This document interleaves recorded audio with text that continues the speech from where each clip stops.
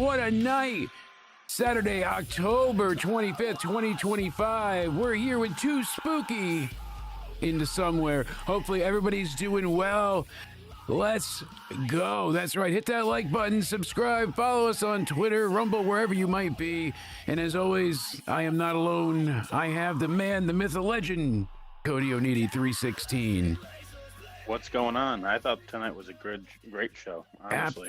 Damn straight. I really liked it from top to bottom, and even with a couple of like the plot holes that they presented, it's still nice to have some consistency with storytelling. I was certainly happy that I called that one happening. I was glad that Tatum won. As much as Spaz and I tried to will it into existence, I did the same by summoning him and saying his name. No, not Joe Hendry. I said it. I said it again. I summoned the Spaz Phoenix. What's going on, everybody? It's your buddy, it's your pal Spaz Phoenix, the YWC reality check. And no way I wasn't going to be on this show. This show was a lot of fun. It was not pre-recorded Spaz. You thought in the beginning I was just playing a sound clip, but he's here live and not hooked up to a shot collar either.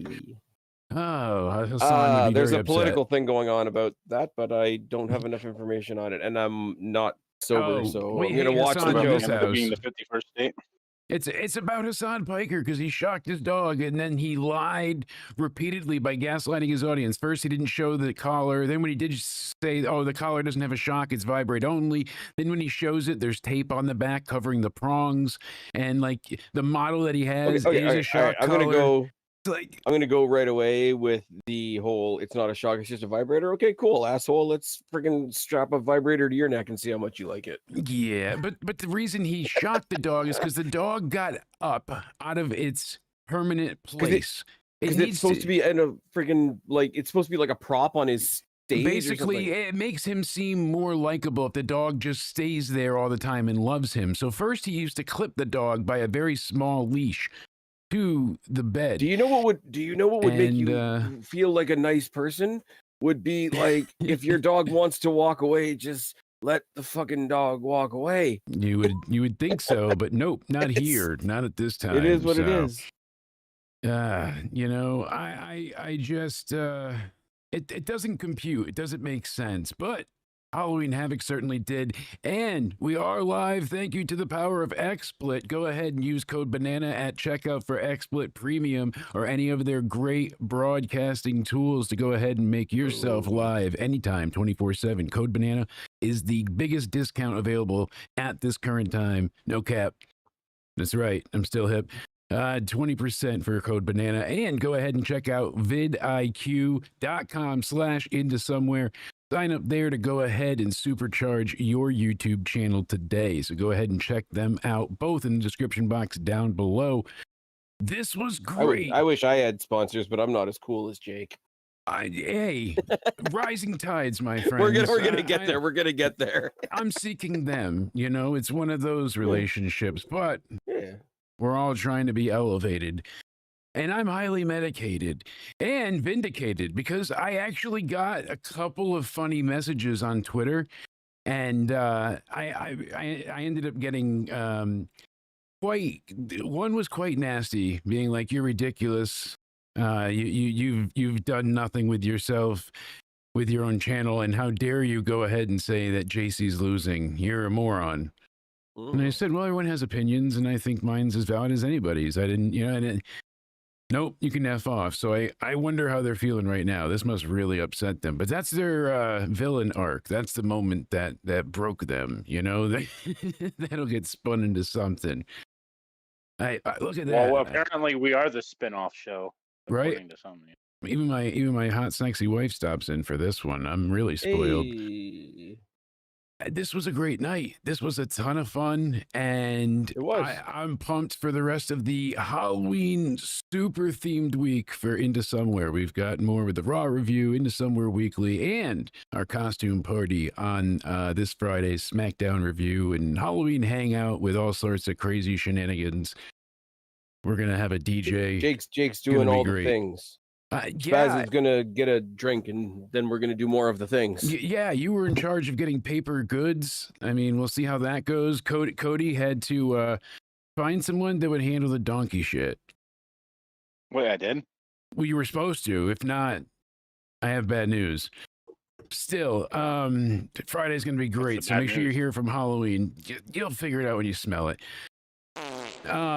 Granted, boys and gents, this was phenomenal. I'm very excited, not only that this connection's working from the three of us, menage a trois of podcast hosts here, but that NXT has been just consistently putting out great content. I don't want to seem like I'm hyperbolic or like overly glorifying them. There's still problems, there's still issues, but nothing on the level that is taking me out due to being totally surreal or breaking any form of logic. Jake, you know? don't lie to anybody. You didn't watch this show. What you were really watching was Collision. Well, yeah, I had to see. Oh how yeah, they, apparently Tatum Paxley showed up at Collision. They had to So, follow up the fish tank, so I was really curious.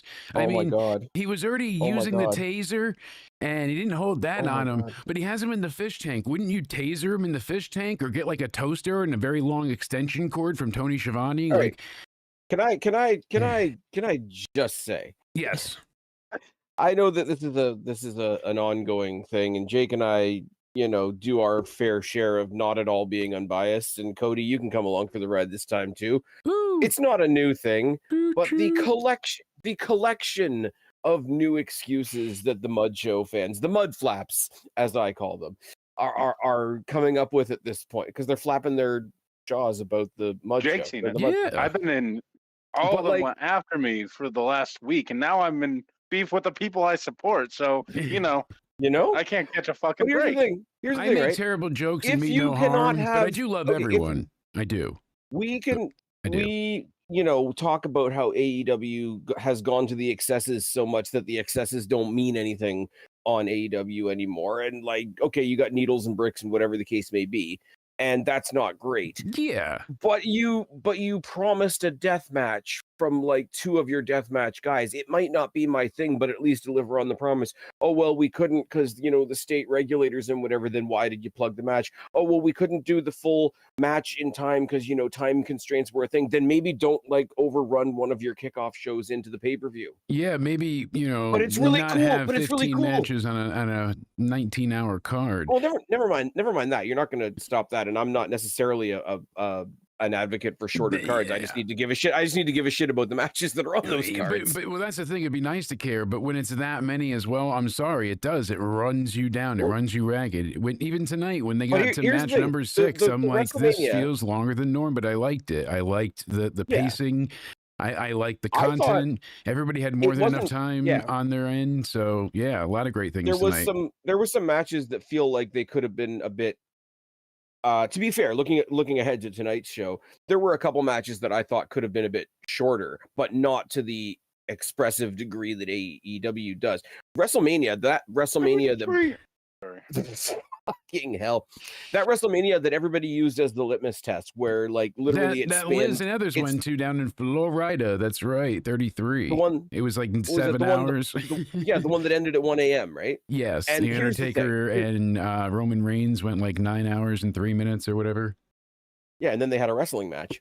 I do math good. Oh, But yeah. no, but where I'm going with that, right, is obviously, okay, you go to a pay-per-view until 1 o'clock in the morning. That's going to be hell for the people in the building. That's going to be hell for transit, communication, and transportation and all that kind of thing. Me watching at home, if it's a WrestleMania and I give a shit, I don't care that it went till 1 a.m. Yeah, I reach that point of not giving a shit in the building for All Out that was nowhere near that long. no, I get. I was that. there. They put the chamber, or they put the All Out next to the dome. There's Like, no this should way be a thing. It should be, There's but no it's way not. AEW is going to fill the dome with anything. Fuck off. I know. To be fair, WWE didn't fucking fill the dome either. I have to be fair about that. But the entire outfield was pretty much empty. Kind of like the Jonas Brothers were in the Sky Dome tonight, I hear, which, I love tuning into our friends at the Wrestling for Life Network because KJ is also Canadian and they're watching the pay-per-view, but also getting baseball highlights. Yes, exactly. So they Now this is me. I know don't what's give a going shit on. about We other. were I trying don't give a to shit go about other ahead and sports, have but certain updates throughout the night because we got game 2 going on right now. Let's see. I think it's still 1-1. I don't give a shit about other sports, but it is kind of cool to be like, hey, Gotta our not teams are touch my doing face. something. Or else I make my all self black because I'm doing the spooky season. Yeah, so I want everybody on the panel to go ahead and repeat after me. I praise Jake. No, I want you all. No, really acknowledge me. No. Before we get into the review, I want to add on top of that AEW hate campaign. Acknowledge me first. Hell no.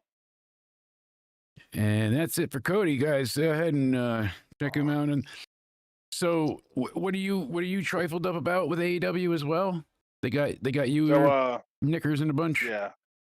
So I really want to know. I asked this question a lot, but what's the point of big money matches in kayfabe? Like, I don't understand. It does break a lot of the elements of wrestling, and it's like, so every match is not. There's just too many levels to it. Like, I get having a prize, but it's not a tournament prize. But it's a one-off match. And when every person on the AEW roster, especially the people that are not making diddly squat, wouldn't they be like, okay, if they're gonna get that, why can't we?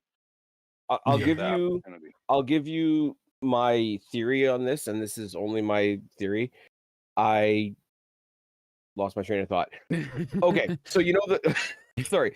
Do you remember back in the day before the WWE decided to like actually put some effort into their women's division, the criticism of the women's division was, okay, every single women's feud is either over a boy or over a title, and they can't get any individualized stories.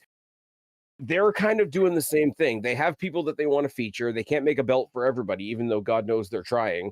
So they just throw a bag of money in there instead. Yeah, absolutely. That's what it. That's what it is. 500,000 to 400,000, just like their rating. So, I mean, well, I think they're also trying to do the whole like we're supposed to believe that the Young Bucks are poor now, even though they're still employed, and we're not idiots. They actually run the company in real life. But we gradually forgot to include that. By gradually putting the numbers down and down and down, it's the idea of like, oh, they're so down in the dumps. Like, look at this smaller and smaller and smaller amount of money they're willing to fight for. It's dumb. It doesn't make any sense in the world, but it's the only way I can make it make AEW sense. Yeah, no, I get that entirely. So, and like ratings is another thing for me. Like, this is all stuff I've been like beefing with people all week on Twitter about, because they'll get mad at me each and every time. Okay, suddenly they don't matter. Suddenly they don't matter. Which I want to know, because when they were doing good, that's all they talked about. Oh yeah, they even wrote it into Jericho's thing. Remember when his thing was like the demo god? But that's the thing. Whatever hurdle they set for themselves, even if they fail it, they move on to the next lane and like, no, we were aiming for that one there. You know, they always move the goalposts. However you want to change the narrative is always the same. They have that. I don't know what it is. Like, they have to present themselves either as like the underdog or to be AEW is to constantly be under attack. Yes, that and it comes across often. And one of the things, this is going to sound terrible, so I have to word it well here. Yep. Obviously, I was a big Brody Lee fan. Untimely passing, terrible tragedy. I'm glad that they still do so much with the family and the kids, and you know, Brody Jr.'s there often, his younger brother, and they hired the mother for the AEW outreach program, but somehow she got herself ingrained into like Tony's booking stuff, and she's so, but now her word is like law for a lot of the women's stuff, and it's just so her and Sarah Stock are arguing on Twitter. I'll tell you what it is, right? Yes. And this is okay. You're gonna get me on a pulpit tonight. This is gonna be fucking good. What they've done. I got a pee jug. We're good. I'm not going anywhere. Okay. This is gonna be a weird comparison. This is going to be like the environmentalists that all stood behind Greta Thunberg. Yeah. Because they thought they had found themselves an avatar that was like, nobody could argue with her, nobody could make fun of her because she was young and whatever the case may be. How dare you? And all this type of such, right? And now she's getting lost on boats, and that one didn't blow up for some reason. now they've found Wow. Amanda Huber, who obviously tragedy, what happened to John Huber and all that Yeah. type of thing. Nobody wishes that on anybody. We can No. all agree on that. But because she's playing the character of the widow. But she, So now nobody. But now if she you is are a widow, but she's revered like she's been in the business for 30 years, and her word is law right now. And But I don't think it has anything but- to do with that. No, I don't no. think it has anything to do with that. It has completely to do with the fact that the people that she's saying what they want her to say, so they'll rally behind her. Oh, Because absolutely. nobody is supposed to argue with her, because they know in an individual debate, like, it's not a Steven Crowder, it's not a Charlie Kirk. They don't have the guts to actually go out there and have debates with real people in the real world. They're hiding behind a widow, just like the environmentalists hid behind Greta Thunberg. Yeah, they went ahead and they had her go and take on Sarah Stock instead of like Tony or anybody else being the ones to reply. And I get she was upset by being included in the video, but she was praising her for the doing stuff with children. She was just trying to point out that, like, hey, you said this product's not for children. I put my kids to bed. The parent should be in charge. And her original tweet literally said mothers should change the channel. Like, that's exactly what her point was. I know it's like, oh my God, somebody think of the children, but I understood her point because they just keep getting more ridiculous and upping the ante every time. We already got the murder attempt of Brian Danielson when they smothered the life out of him with a plastic bag and tried to play Remco. They went ahead and it still shocks me. Like, I just had to help a family member with a new medication series today, and I helped them do their injections. And I'm like, oh, yeah, this one kind of smarts. It's a bigger gauge needle and all that.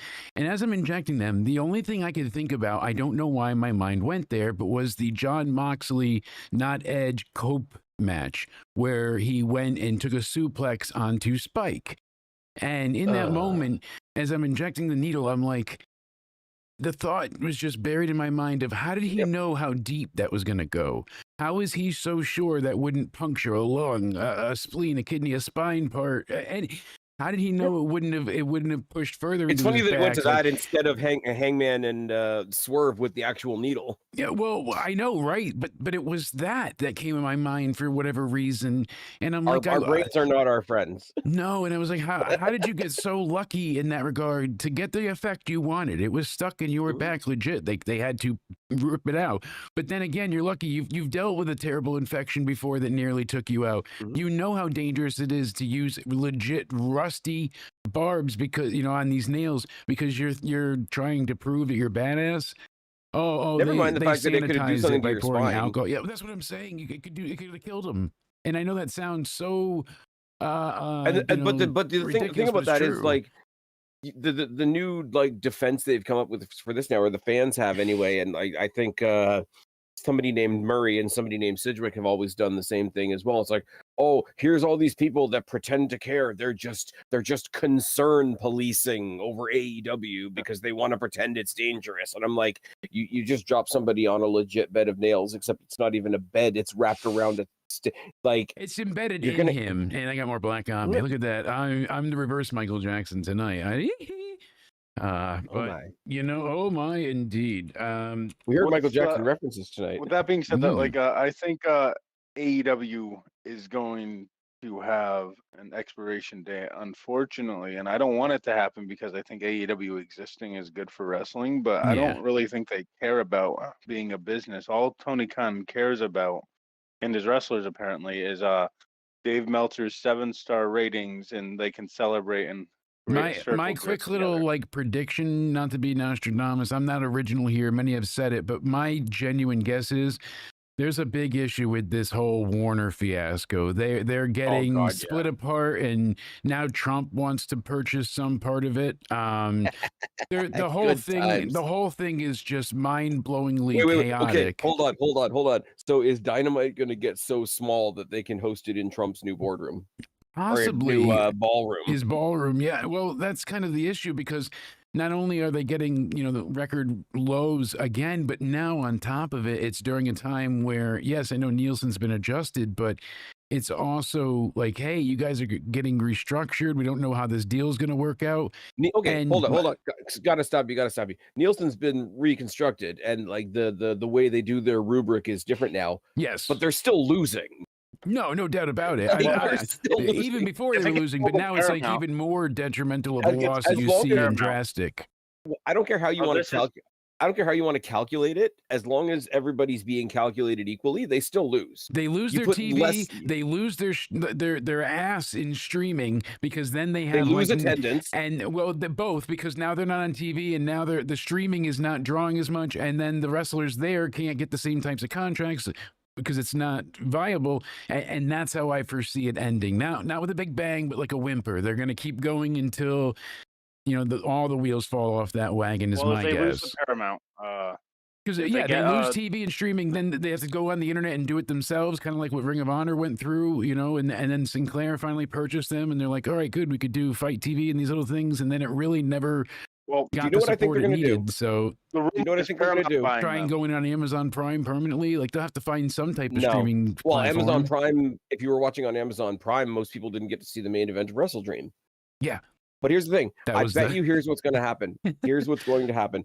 And I only find this funny because in 2024 and 2025 alone, more people downloaded Rumble than YouTube, which Yes. just makes me smile a little bit.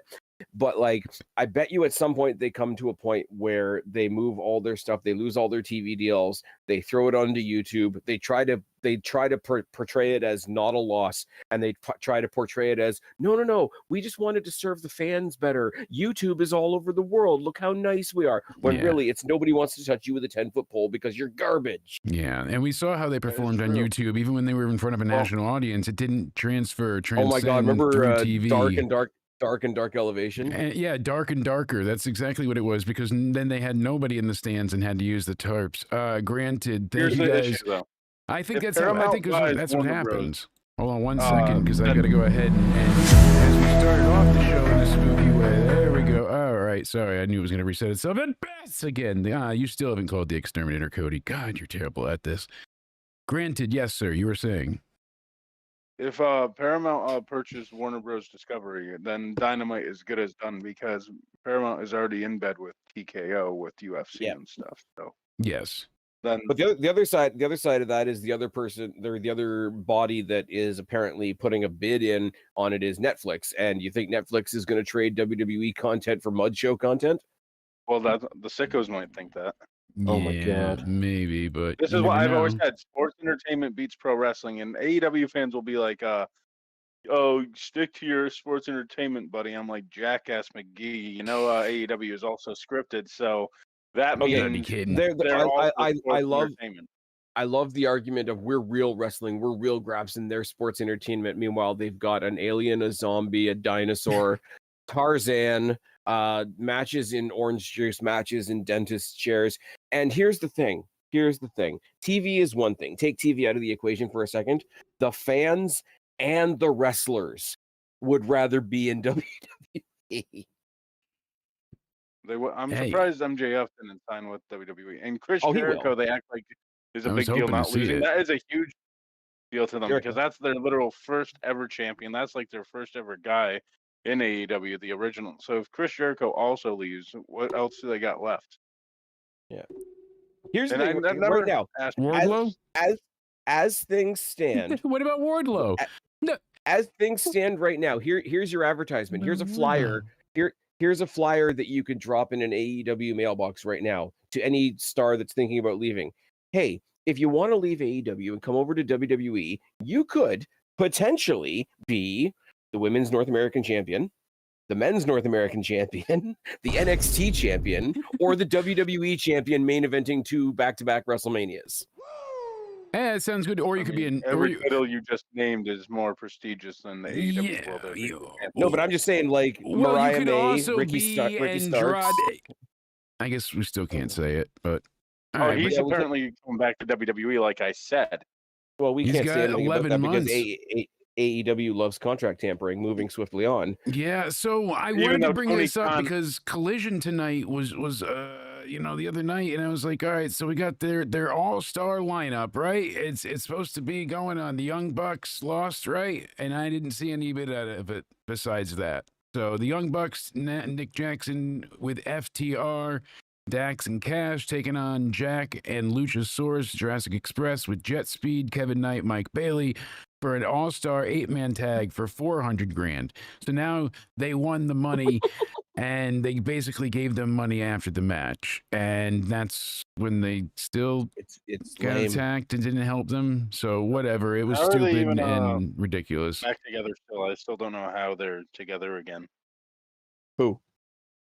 Jack Perry and Dinosaur? Because Jack Perry came back after playing a large role in fucking over CM Punk, which makes him a babyface in AEW, and then they put on a song that everybody liked and everybody forgot anything that made any That's sense. how you know they're not a real business, when you choose Jungle Boy over CM Punk. Yeah, well, Fucking kidding me. I'm telling you, man, next year WrestleMania, we're getting the fuck you Tony main event match at WrestleMania. Were you of fearing for your life? CM I Punk and Cody. mean, you don't know. You could. If Were they- you you If might the have been Young Bucks fearing go for to your life.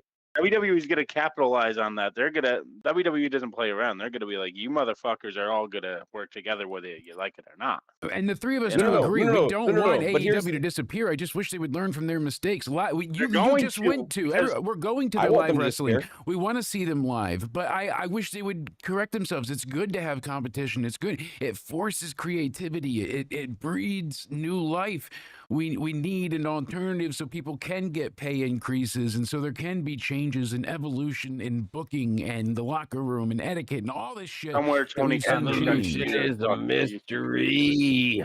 I genuinely want to see AEW continue to, well, not continue, but I want them to thrive again as they were at one point in time. And I don't I know. never got I love how they this is feel- where Jake and I differ. Well, here's the thing, though. They're stuck in a perpetual cycle that just never ends. We're right back to where we were exactly six fucking years ago when they started this. We had Jurassic Express and the Young Bucks taking each other on. Like, this is not evolved. This hasn't changed. Like, Because why are they back together? Why is Jurassic Express a thing? all they're doing is taking their little YouTube circle jerk and putting it on TV.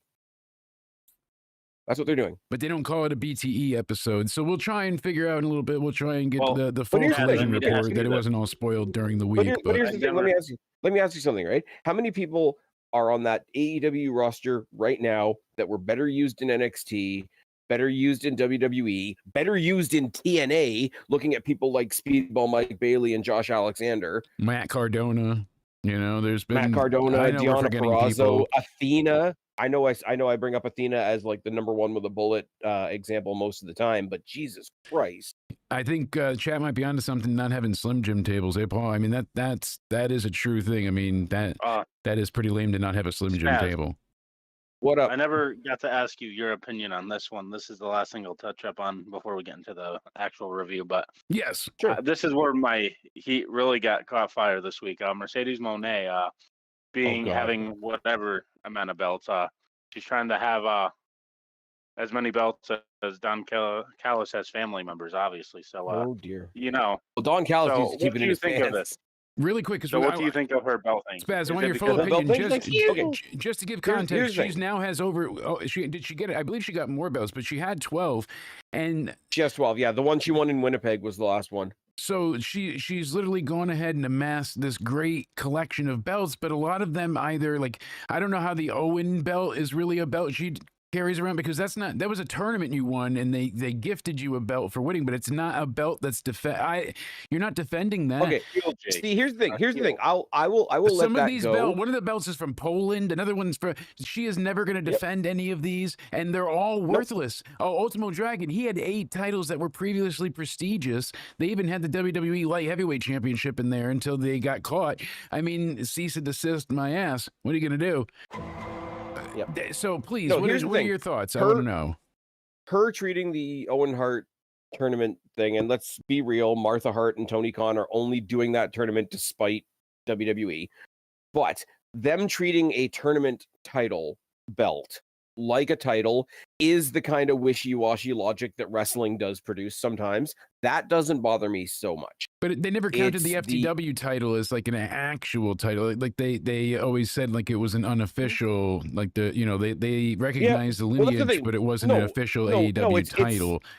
This is it's not a wishy-washy, but defendable it's- title. It's bullshit. No, It's just it's not. because she needed more belts to add to her belts. Like she needed a belt for It's her true. belts. It's true. What I'm saying is, I don't have anything nice to say about Mercedes, but what I'm saying is that them deciding to treat it like a belt, all that really is Mercedes Moné being obnoxious as a character and saying, well, of course this counts as a belt. Like, that's the kind of wishy-washy thing wrestling does. That part of the logic I think there's doesn't. a difference between being a heel though than the kind of heat she has. I don't know. Oh, like no, her she's got heat because she's got heat because she's terrible. She's got heat because all of this. Her fans say I'm a retard and that she's just a heel. That's all I've gotten from her dumbass fan base. Okay. Well, that's because they're all in a cult. AEW fans, Young Bucks fans, and Mercedes Moné fans are like one grotesque hive mind. We're talking about a chick that has more forehead than me, and that's saying something. She can't wrestle. She can't be a character. She just goes out there and like says love me, and everybody hates her. And it's like, oh, look at that great character work. It's like, no, they just would rather see anybody else. Like, I don't like the Young Bucks, but I'd rather watch a Young Bucks match than see Mercedes Moné on my TV ever again. Her. She and people could. So I got a comment left on the YouTube the other day for the video I put up recapping our Mercedes Moné record-breaking 12 title, highlight, and I said the titles are meaningless because where she amassed these froms, poof, I'm good and high. They went ahead and there's these small indie feds, opposite sides of the world in some cases. Yep.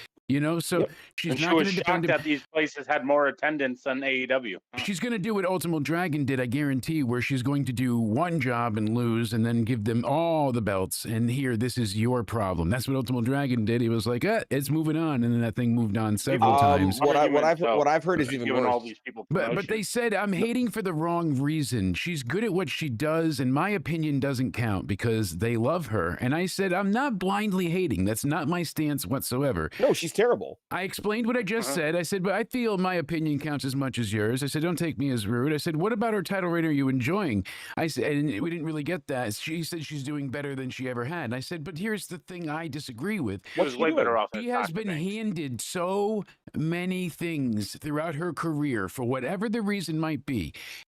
She's been a benefactor of like she was all right. The first ever for the you could say NXT.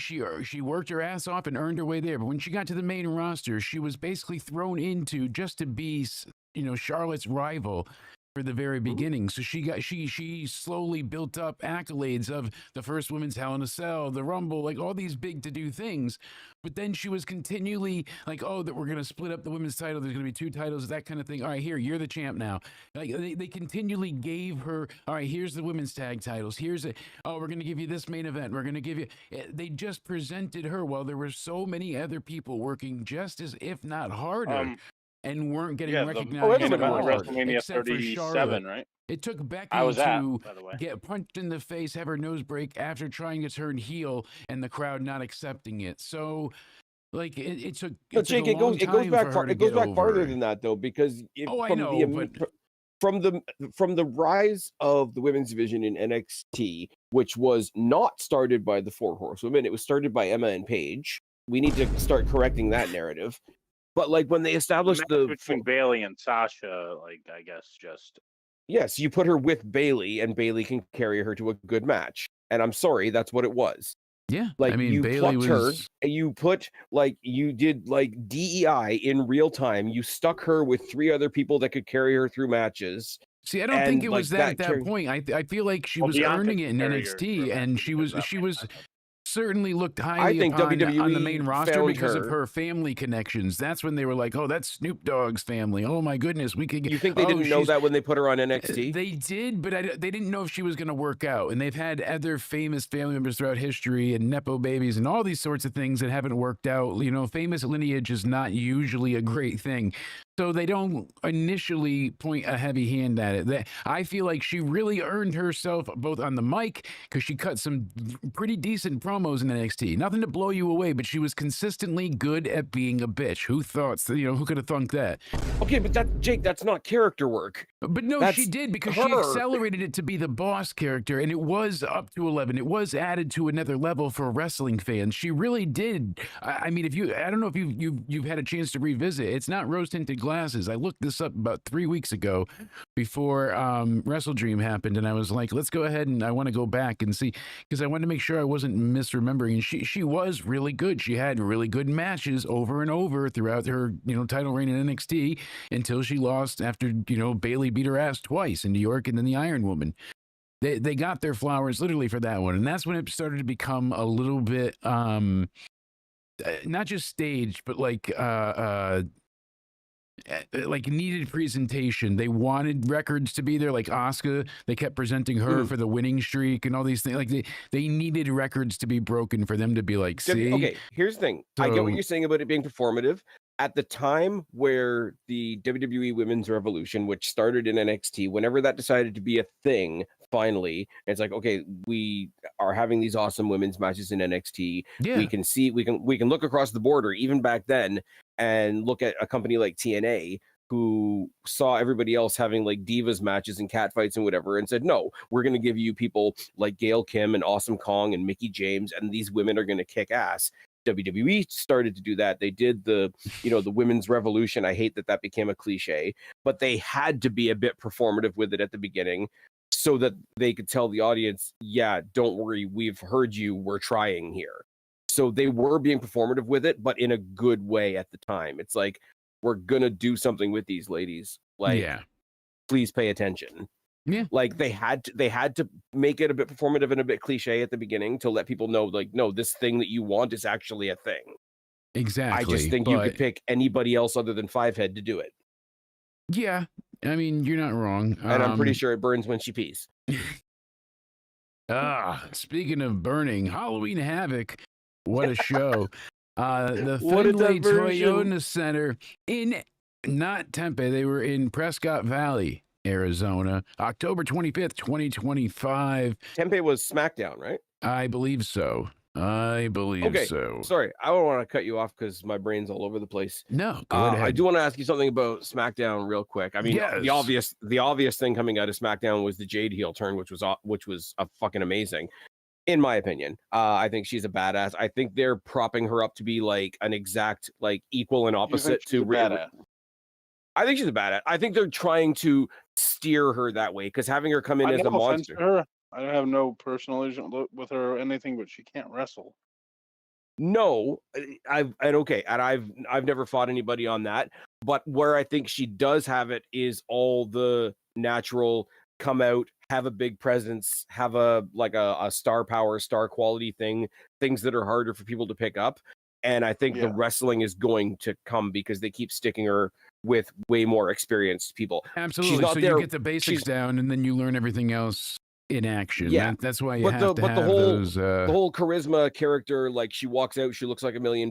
She walks out, she looks like a fucking star. The stuff that you can't exactly teach people.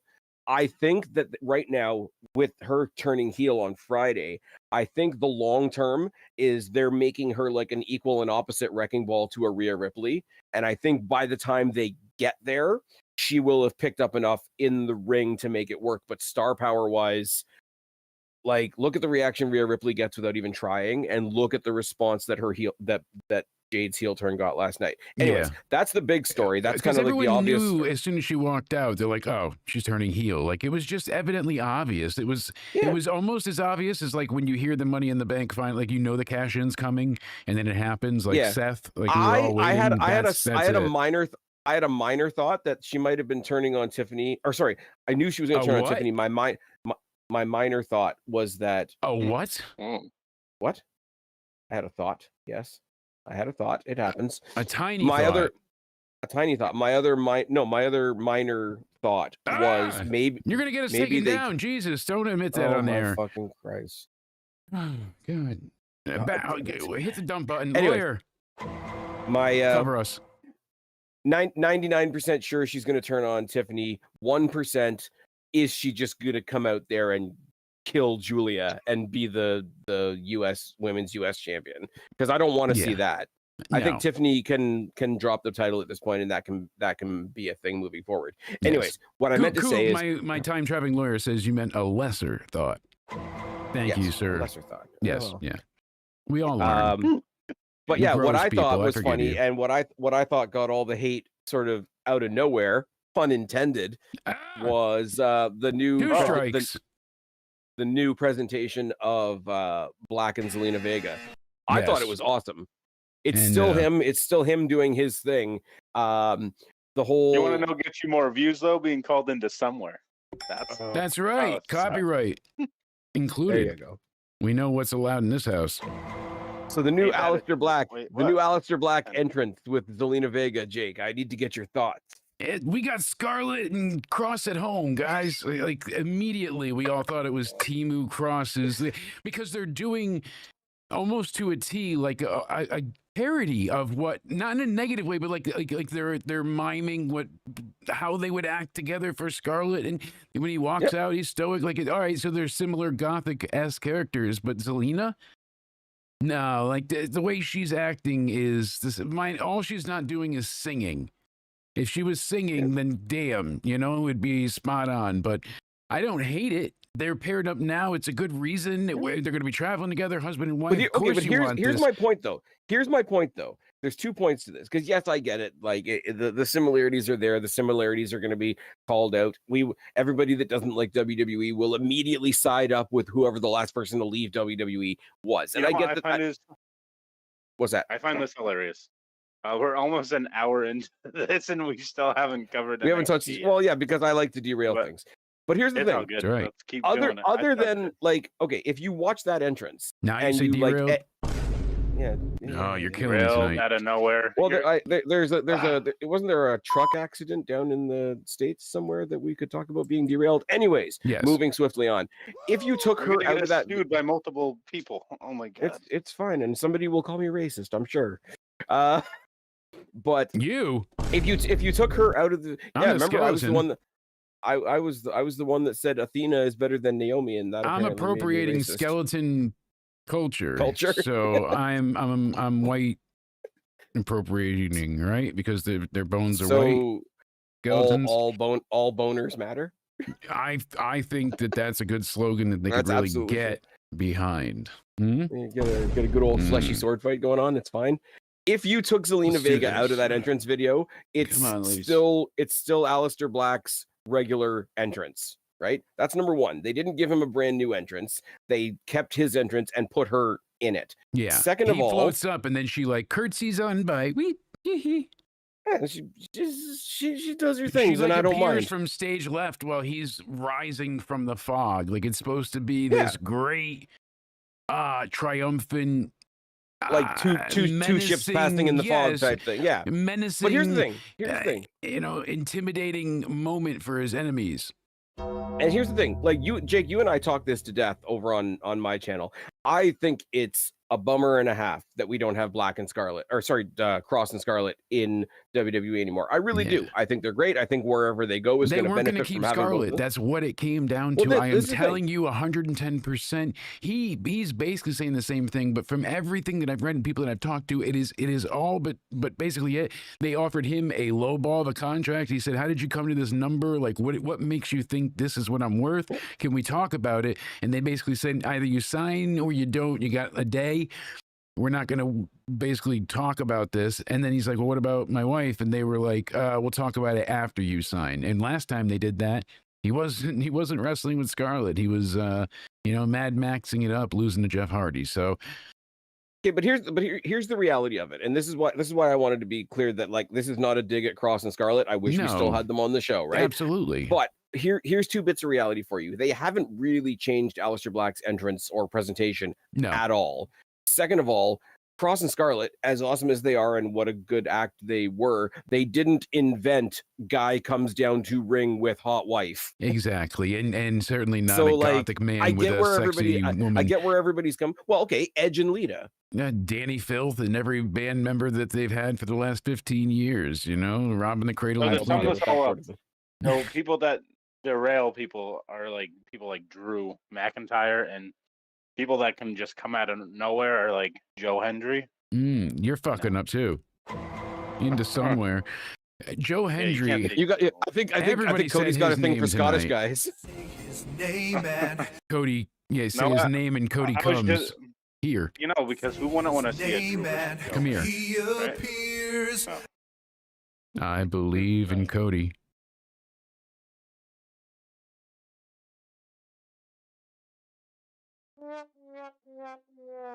Well, now you're going to made it awkward. Good job, Cody.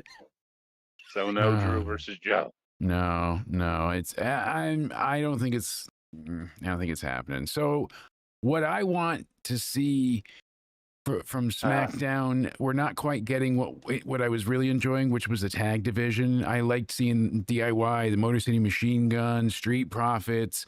Who else am I forgetting? Like Los Garza, Pretty Deadly. You know, they had I don't know. a I think we decent saw. selection. I think we saw a great new team debut on SmackDown this week. Yeah, the Yeah, Pandas. Shin Phoenix. Phoenix. What the hell was that? That was like, hey, you guys are both here, and everybody else is there from the tour. So like, you guys are an item now. I know it's just a They're just the people that they've attacked. That's what I'm saying. I know it's but I'm just being silly. But it was very like it felt like, hey, we don't got any, but you guys are a tag team now. Like I like that I can already predict what's going to happen next Friday. Yeah, because so you got Buddy from Pretty Deadly there that wants to take on Carmelo Hayes. Carmelo Hayes has his issues with the Miz. He's going to get double teamed. Trick's going to come out. We're going to get Pretty Awesome versus Trick Mellow Gang, and it's going to be awesome. Fantastic. Yeah, no wonderful. doubt about it. Don't even worry about it. So, Pretty Awesome will be a good team. we know on Raw we got Punk and Jey Uso face to face before Saturday night's main event. We got Nikki Bella taking on Roxanne Perez. We'll be live for that review. And then Halloween night we're doing a costume party. That's right. So go ahead and send us a video using hashtag into somewhere and let us know what your costume is. Best costume will win a prize. It's gonna be a lot of fun. SmackDown review, Alexa Bliss taking on Nia Jax and Carmelo Hayes versus Kit Wilson. We'll be having a ton of fun. Make sure you go ahead and hang out with us.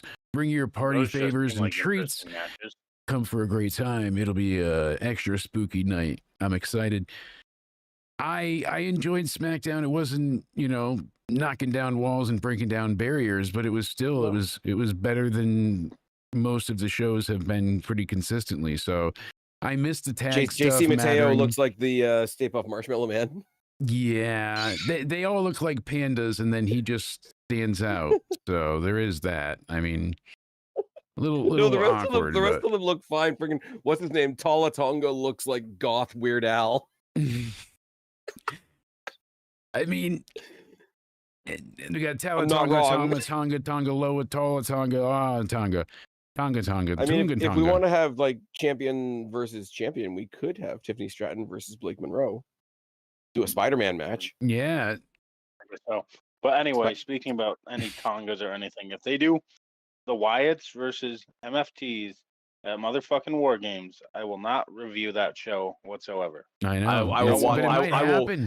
It might I will happen. watch the fuck out of that. Just like I I'll appreciate watch when you guys hit Collision. the like button. Is that Saturday? I'll go and watch Collision that night if that happens. How about that? I Oh, will you're gonna watch the punish fuck out of yourself. that. I'm part of the problem. Oh, one of the things I didn't mention before is that going to AEW Live. You just went. Liz is going. We've gone not that long ago. Like I support going. Like that's not the issue here. Like and live wrestling is live wrestling. Anytime you can see wrestling Of course, live, yeah. people are always going to enjoy it when they're there, of course. But like I have problems with the TV product because a lot of time it doesn't feel like a TV product. It feels like somebody's dreamed up fantasy Somebody's trying to federation get, that they have in their mind. It makes sense, but they didn't fully explain the steps, and that's Someone's the problem. just trying to get a 7-star match rating from their daddy Dave Meltzer, and so they can all, like I said, mean, gang all up in a joking circle aside, and that's circle certainly each other. part of it in the sense But I that don't think that's there's joking. I think that's no, all I think totally there is a desire to receive positive praise, especially when so many people are so hypercritical. I'm sure that is important to have a that. 7-star rating. Everything's great.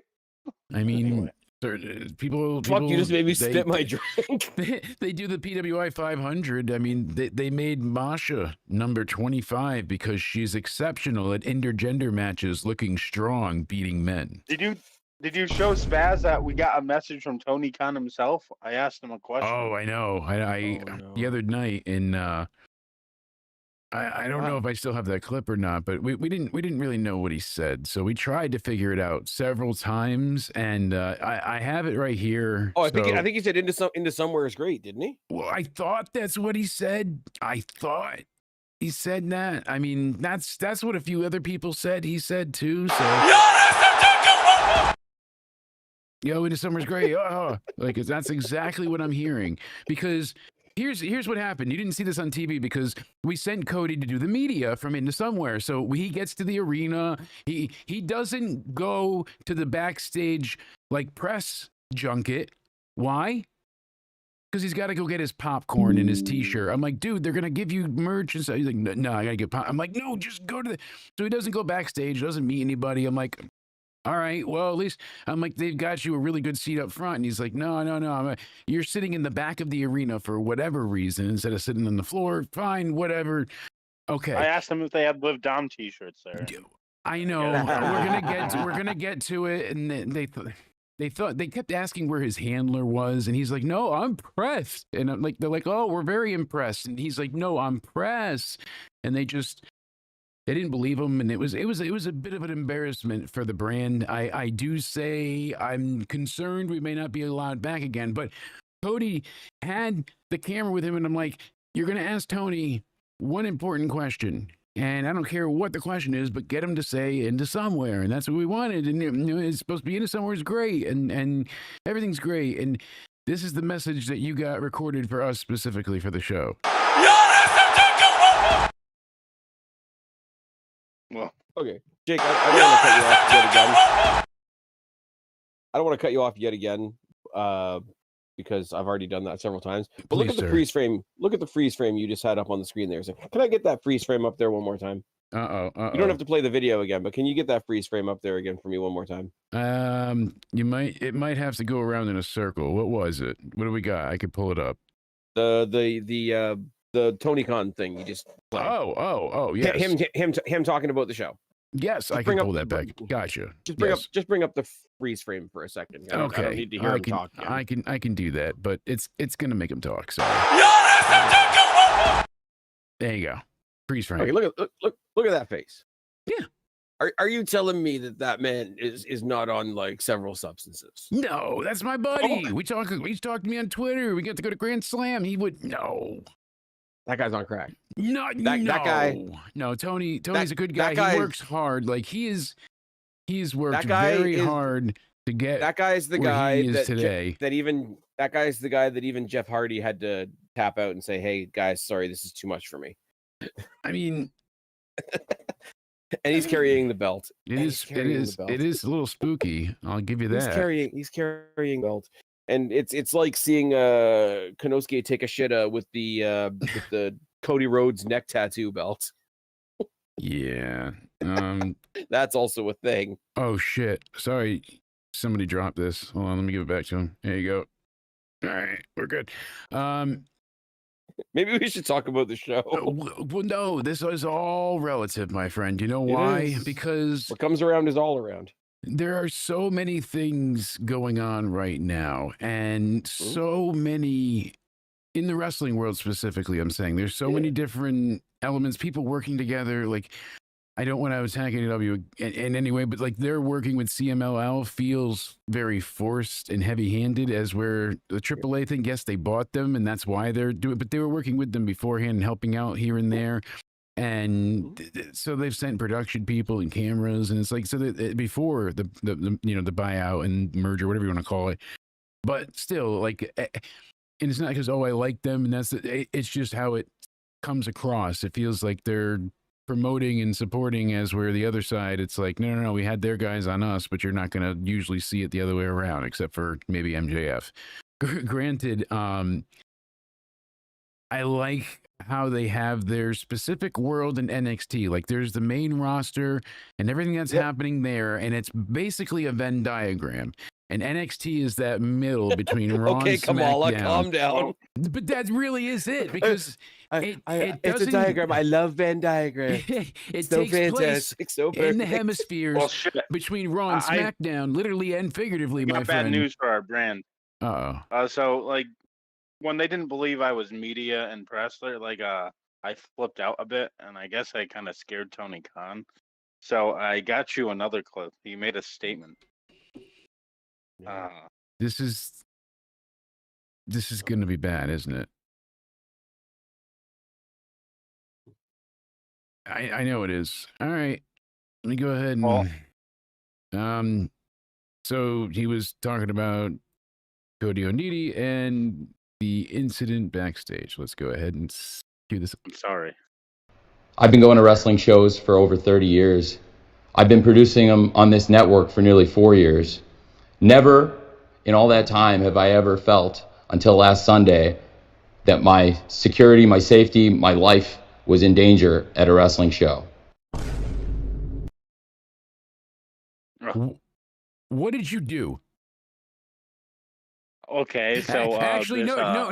You know what? Because if I don't know, then I can't. Then you're not liable. You. Yes, and then the I smelly know. AEW sicko. No, listen, I the know, smelly no, AEW sicko I was know me. And I just nothing. told him I he should take a can't. shower because So, he smells horrible. Then he was saying something know. about how he lives in his basement. Back to the Jake show. All right, so listen, NXT Fire, great show, and it was hands down the best PLE in all of October. That's a hard bar to excel away from, because don't forget, there's you been a crown jewel this month. You were talking about all the different crossover that's all kinds of fun and magical, and I don't think I got a chance to ask you this yet. Oh, fuck because I'm gonna divert again. I'm sorry, I shocked him a little too hard, and oh no, he's foaming a bit, dude. On your side, dude. Recovery. I think should I show? I'm just gonna do it one more time. Might bring him back. Hey, I see him moving. Legs are kicking. You good? Aim it away from the curtains. Away from the curtains. Oh. Use your bucket. You tripped and fell again. You keep doing that, dude. It's weird as shit. So, mom's Okay. up. I sent Tony Khan to get us some cokes at the store, and then he came back with some powder. You just keep. I think you're hallucinating from all the sleep that your eyes got all narcolepsy is causing you. Making bug-eyed, and I don't know. All right, here's one for you, Jake, and this is gonna be like a whole other kettle of fish. I don't believe in shock collars. That's probably a good thing. Oh, so we talk about all the companies. We talk about all the companies that WWE is working with now. They got TNA, they got AAA, they got NXT, they got Noah, they got Evolve, they got all this stuff that they're doing, right? On the other side of the coin, you have AEW that works with New Japan. So I got to know your thoughts on potentially Tanahashi versus Nakamura at Wrestle Kingdom, because that's interessante. Yeah, I want to give a damn.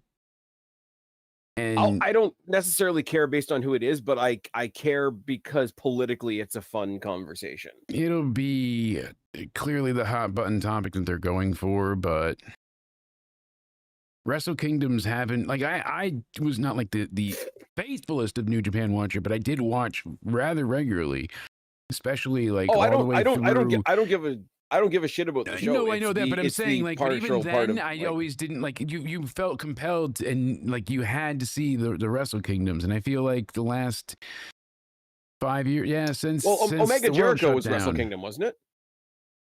The Omega Jericho match was Wrestle Kingdom. Yes, 2017? The Alpha and the Omega? Or 2018, one of the two, in that range. It's the only New Japan match I've ever watched. Yeah, and that's what proved that AEW could be a thing, and Vince was not happy in the end. And I'm not saying, ha ha ha or anything. And I'm not even saying this to dig at AEW in this one specific case. But I just think because they have this working relationship with New Japan, such as it is, WWE star coming in and doing the retirement match apparently for Tanahashi is, as I say, it's I don't really care about the match. I don't really care about New Japan. I do care as far as a like pieces on the wrestling chessboard. It's an interesting Yeah, it fits conversation there, to but have. it's not a. Guess what? We were gonna have Mania. It was gonna be great, but now it's not in New Orleans. We're giving you Oh, money and in the it's in bank in September. September. That's your make good, and instead we're gonna go ahead and we're gonna call it a day, and we're gonna ship that one back to Vegas, and then the next one. Yeah, but if Kenny Omega showed up in Las overseas. Vegas, then talked about how much this win means. I mean, could be crazy, could be nuts. anyways, you want to get nuts? You want to get nuts? Let's Talk get about nuts. talk about Mike Rome being Art the Clown. That was fantastic. I love that Yes. callback. Nice little. Especially after the Rhea and Art the Clown costumes thing that she did, the Yeah. concert thing that she did, where she gets where she was like murdered. killed on stage. But yeah, Yeah, apparently Art the Clown's going to be a thing. But oh yeah, I never got back to the Ice9 thing we were Kills. talking about a while ago. The I'm rumor really not that a I heard fan of about them. the I wish whole- I could like them, but their music is I don't know anything. It's I very don't like know anything about it's them. metal and screaming and then singing the chorus, but it's both very generic metal in the sense of like everything's down to a specific formula for the genre, and everything they make is horror based. So every song has a theme from a horror movie. You know, Jason's gonna hunt you down and Voorhees is gonna kill you. Like those are the kind of lyrics because they all. So it should be right up my street then. It should be, but I've never- it's, yeah. it's like it's very like I need to verse, respond to chorus, Liz. verse, Make a sing, sou- chorus, pretty breakdown. Throw in some sound effects, and then all their videos are like 20 minutes long because they tell stories in their music Hold on, videos hold on, and they Jake. connect. Yeah. I think Cody and I are cutting you off for the same reason. Liz is in the chat saying, should she take an Into Somewhere sign to AEW? Yeah, I mean that would be great. Yes. Absolutely. So Yes. That'd be cool. Jake DeMarco and Cody Onidi. that was Do my it. response for the game over. Yeah, I was like, I'm- that would be I'm- game I'm- over. I'm Like, go nothing over for here. it. That'd be Thanks, bud. great. Exactly. I'm the occasional third partner if you need to get a trios title. And so it's set on air, so she knows it's legit. If we're not able to move the prediction show, which is going to be the week before, obviously Survivor Series, we'll figure it out. Originally, it was scheduled for Wednesday for Into Somewhere Weekly. If we could do it Tuesday, we might be looking like Wednesday. We'll see. But if not, her and I will still go ahead and meet up and talk about her Collision/Dynamite Super Show. She's getting a 4-hour super turkey stuffed show, and we'll have a Black Friday edition of AEW to recap and all of her media that she'll have in person. It'll be great. So All right. Well, maybe the Collision show that she's at will be where the rumor that I heard happens. 'Cause as we were talking a second ago, because Cody was asking me what I thought about the whole Trash or Skanks 12 titles thing. yes, The rumor that I've heard is they're going to schedule her for some kind of like next year sometime. It's going to fuck off, man. It's so bad. Like it makes my ass itch when I hear her music. But no, apparently they're gonna book her like a solid week in like the new year, where it's like she's gonna stop at all these different companies and defend all her titles, and she's gonna get more and more tired and more and more tired. She's gonna keep them all, she's gonna retain them all, but like at the last match, the match is gonna be stopped for injury, and then because of injury, like story-wise, she's gonna have to vacate them.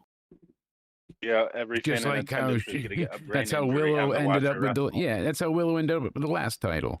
Everybody gets brain, toxic shock Like syndrome or I'm so something. tough, I'm so tough, I fall apart, I don't have to lose ever. Like back when she had like 5, she did lose 1, and that before she started collecting more, and she lost it in a triple threat, and she didn't take the pin. We haven't So even it's like, had if you want- Halloween She's gonna yet. have Just Halloween 14 Havoc. titles after this. We're They're making approaching. her in the tag team. We're approaching full gear. We're not there yet, but I really feel like Monet is going to take the title from Statlander. I am course she is. genuinely, because everyone's like, "Oh, you said that for Tony Storm, and that didn't happen. Then she won." Yeah, but how they're framing You wanna this know what's one? funny? She's already beat her before, so that's Yeah, going to be the shock They of had it. they had Tony win to shut everybody up for a few months. Yes, because they knew the plan going forth, and And it they wasn't didn't put for the any, and TBS title. Mercedes had nothing on the line. Yeah. Yes, so We're literally about to have a Halloween Havoc review, and people we're are gonna working, watch we're, and be we're like, building towards it. Like I said, super show indeed. This is retention. Halloween Havoc was great tonight. They're in Arizona. No, there's more. There's more. They're not We're in not Toronto. covering it yet. Not covering it yet. We'll They're keep not going. in Toronto. Yo, we clutched up in Toronto. What's the They're not in score? Toronto? Toronto and LA. What do we got? Oh fuck. Blue Jays lost. So people are saying we told you Dodgers are gonna win it all. I'm like, Oh, got 5 their to asses 1 handed final to them score. yesterday, Look at that. Jesus. Not a Well, it was 11. It was 11-4 the other way yesterday. So yes. and which this is me was- that doesn't give a shit about sports. I've I never think been it's big gonna into go to baseball, game but 6. the only baseball I ever cared about was when my think daughter Blue played Jays softball. Hey, you shout know. out Danny. Yeah, that was forever ago. Now she's, just so smart and dealing all over the city, like doing a good job too, a lot of business, but she's smart, Dodgers win, making it a 1-1 series. Interesting. Speaking of series, I'm seriously dying to talk about NXT. This No. show there's was more. fucking fantastic. It really So was. here's what else we got. We got It wasn't Andrade great news. because my wife wasn't there. I'm still stuck in catering. God damn it, Michelle lost the keys again. My wife We've- should have won that women's title. Jake, we've officially brought Cater Taker to Into Somewhere. He never His left. job. I don't want him around. His wife's gonna take my fucking job. You can take your job, your podcast, your cat, all of it. Come on, man. Don't And he- say stuff about You're gonna the get wife, gaming then I gotta content get from my up and channel, freeze. and then it's gonna be Michelle McCool. Just see Cody getting tombstoned in the background. Just You see my divorce trial. It wasn't Michelle McCool. It was more like Michelle McCold-hearted. yeah, you got the Oh. eagle eyes. Oh God. So I Is it right bad off that the my bat, that Cater Taker just sounds like Wrestling Jesus? I want to know from both of you what exactly was something you loved besides Tatum winning, like right. besides evidently obvious, right? Good off the bat, and then I want to know something that you really didn't care for. What's something that didn't exactly work for you? I don't like the iguana stuff really. Oh, I me and think Cody are that's- gonna fight. So you're tired of Mr. Iguana because you realize now the act Yeah. is he's got an iguana. Like that's it. Wrestle Talk has been right all along. That's all he does. I He's like got an Finn Balor's puppet. Like, what's his puppet again? I don't even know the name. Demonito. But you barely see him. And he's Demonito. not really reliant on him. Like they just lost the tag titles. Had Demonito came out, he probably would have retained. So you might be onto something. But I'm telling you right now, yeah, I loved this match. Laiska. I did.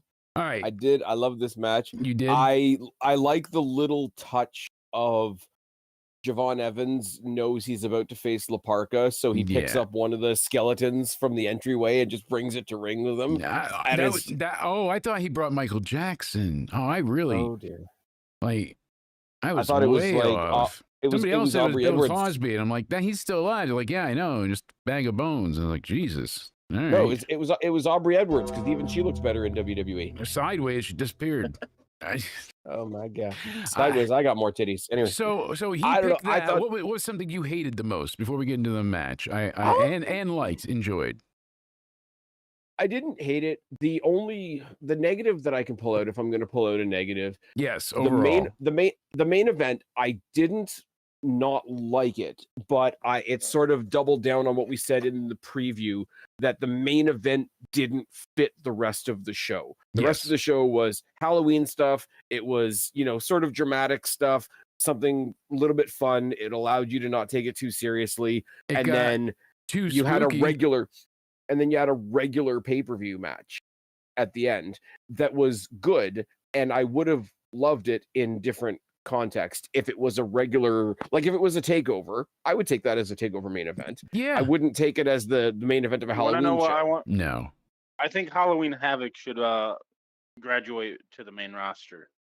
No, No, main roster. I literally said in the NXT pre-show chat, and shout out to Paul for plugging us in there and into somewhere.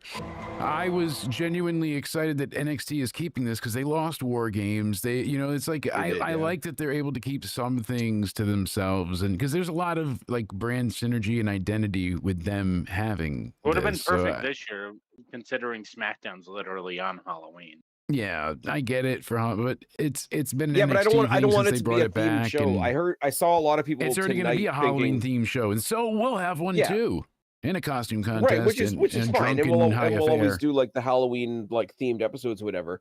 But like people were saying over, like our friends over at Wrestling for Life, a bunch of people were saying in the chat, like this would have done better as an elevated NXT episode, and I don't agree because it didn't. I think it deserves to be its own pay-per-view. Its origins in WCW are it being its own pay-per-view. Yeah. I think it was a lot of fun. I would pay money to see this show. Like this is none of us live in the old pay-per-view age anymore. But if this was still pay-per-view, I would pay for this show. If this was in my city, I would go to this show. Okay, well, I'm sure in one way or not. I mean, I am not a Dark State fan. I agree there. They are very, very mid of the road of everything, but they're not bad. They're not great. They just kind of exist. There's no real explanation to the gimmick. They're very Temu Shield, and they even do the throwing power bomb. He knows that he's so sloppy.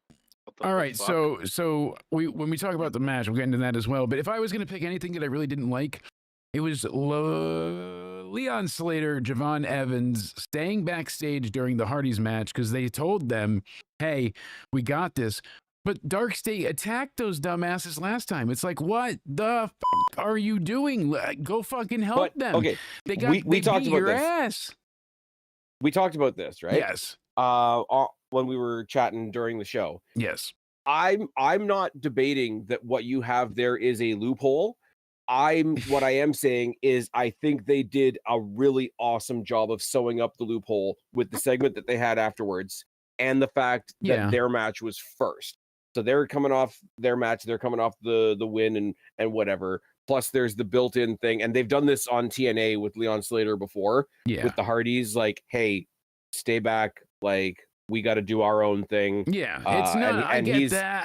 I hate the idea because they were just attacked by them. They ruined possibly the best match at Bound for Glory. Here's the other side. Here's the other side of the coin. Yeah. Do you want to just get back at the people that got you, or do you want to wait until they have something to take? Because now they've got the tag titles. True. And now they can go and get them and get the tag titles back. It's like, oh, they were ripped away by the Hardys because the Hardys invaded from TNA. Okay, we just got them back. Okay, yeah, well, yeah, you think you enjoyed just having them back? They're going to get those titles, and it's going to be the NXTNA super team winning a tag title, and that's the next. As far as like interchanged titles and whatnot, that's going to be the next thing. Yeah, they're going to go after the tag titles. I like them going after the tag titles. I mean, I like them as a tag team. Yeah, and they worked really well. One of the things I wrote down, I like that they looked like a team tonight. And I'm glad you're right. They did explain it by saying, they told us not to go out there. It shows a little bit of lack of like, it's like.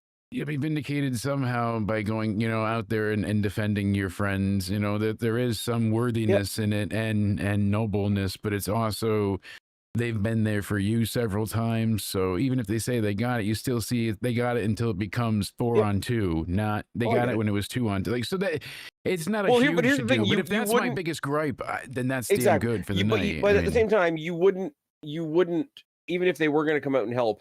If they were going to be in their corner, they would have come out right at the beginning because it's a no DQ match and Dark State is going to use the numbers game anyway. You don't have to wait to see, oh my God, they're double teaming. You, as the smart baby faces, you would know that from the get. So if you're not going to be out there, then you're not going to be out there. I thought it was going to be the debut of Private Party. I was wrong. Kind of bummed about that. I did say that Dark State was going to take the titles back because they're taking them back to NXT and it's just going to be a simple, they beat them down, numbers game, done. The funny thing is, though, like to me anyways, I said crazy how much of a kid I am to still love wrestling because I just watched the Hardys kill themselves in a ladder match to go ahead and lose the NXT tag team titles. And I was talking to my close childhood friend Jeremy. We were best of friends growing up and very close. And we had gone, I think, somewhere in the vicinity. It was like the build up to Halloween, the last week in October. We went to that SmackDown, and the Hardys wrestled then. And him and I got the Hardys pendant that my grandmother got for us, and I even got, I think that's where I got the APA shirt. Granted, ridiculous to know that I watched 25 years ago, roughly on or around this date, I watched the Hardys in front of me wrestle in a tables match, or brought out tables at least. And now we see them again, like, oh shit, they still gave it their all. And the Dudleys, you know, Devon couldn't really take much. Bubba's pretty much done with his career, but the Hardys, they're what did I say? I forget how old they are. I know I mentioned it earlier. 48 for Jeff, and Matt is 51. So they're not ancient, but they're up there in terms of wrestlers. And for what they've done over the years and what they continue to do, when People Jeff still does a love 'em. swanton and lands on top of you like you're a mattress, it's hilarious. But I will have some structure. So what was I really happy about besides Tatum? I was genuinely very, very happy with the North American title match. That far exceeded my expectations by a standard fucking mile. Jeez, that, talk about a particle accelerator of a match. When those two came together, that's the God molecule. And the parallels of Halloween Havoc, what is it, 93, 94, WCW? You've got Rey Mysterio, Eddie Guerrero, taking each other on. So now he's dressed, they're both dressed pretty much the damn same. Like, he's trying to be Eddie, not just as a Halloween costume, but as a purple mask. Yes, and then his mask gets ripped the same way Eddie ripped Ray's mask then, and the parallels of just similarities, the callbacks, but they did it in such a loving way where it wasn't outright parody like in SNL. I want to stop you there for a second. Yeah. Because you mentioned the mask thing, right? Yes. One of the things I love about this mask, I love wrestling cliches, but I also love wrestling cliches being like subverted to some degree. There's a thing, cliches for a in reason. wrestling. Yes, cliches are made to be broken. But so the whole thing of like, oh, you're a bad guy, you're facing a luchador, oh, you try to tear off his mask, it causes a distraction and you get the roll up. Or the other one that I always think is really dumb is like, oh, I'm gonna grab onto you and I've got enough dexterity or whatever in our interaction that I'm gonna flip your mask around, so now you're blindfolded. No, he went for the mask and actually destroyed it. He got which doesn't happen nearly as much. I think the way, like, obviously they made it to rip away so that it wouldn't completely rip away. Like, he opened up the top of his head, like, you know, had like a Hannibal Lecter was eating his brain. They already cut the insides or something to make it tear away, but it was done in such a hidden sleight of hand. But they maneuver. actually delivered, like, it looked the great. whole, it looked so. Do you know how they used to say, like, when Kurt Angle would have somebody like the Big Show on the apron, and they would tease, oh my God, he's going to suplex him right out of the ring. And they never did it because it was going to break somebody's brain. So eventually you don't fall for the tease anymore. The mask thing is kind of the same. So if they actually deliver on it for once, like, that's pretty cool. The two spots though, and I wrote them both down.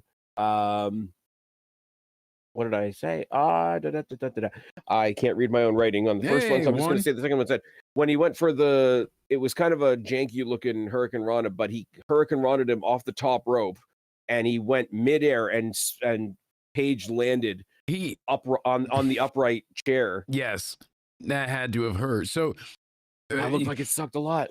Dr. Wagner in this match went ahead and invoked Rey Mysterio's ultimate pain when he was lawn darted by Kevin Nash outside when the Outsiders took over, and he fucking just throws him into the trailer, and he just boom, goes straight down like Ricochet when he took that the back bump. That flat back bump had to kill on the pavement, where you just hear him go thud, and you could tell it knocked the wind out of him. I forget Ricochet's done a lot of unfortunate things on his back, but was anyways. it Braun? I forget who roughed him up in the back. When they dropped him, he just went thud. You heard his back smack against the pavement. Maybe. Brutal. Was that Bronson Reed? It could have been one of the two. Okay. It might have been. The other one, okay, right. I remember the other one, what I saw there, when they pulled out the table from under the ring and the legs were up and he did the drop toe hold on the throat on the thing. The worst thing I ever saw. Too. The worst thing I ever saw like that was there was an X Division match in TNA, obviously, and I forget who he was facing. It was Josh Alexander, but he suplexed them, so their back landed on the upright legs where it kind of forms that U shape. It's just, it's so jagged and it's so dangerous to look at because you see the spikes of the feet sticking up as well, and it's like that could go really bad. That could go really, really bad. Loved that, and we kind of called this as well on the preview. Loved the half sugar skull paint on Ethan Page. Yeah, Really, that really was good. great. Looks so Could have good. done Day of the without- Dead match was like, all right, cool. It Could have was, done without something. could have done without the gentleman Jack Gallagher spot of I'm going to tie you in a knot and kick you in the ass. I get that it's a funny spot, but a lot of people still remember who did that before and, you know, what happened to him since. So it's not a callback you really necessarily want to do. Adding the chair No. to it is kind of funny.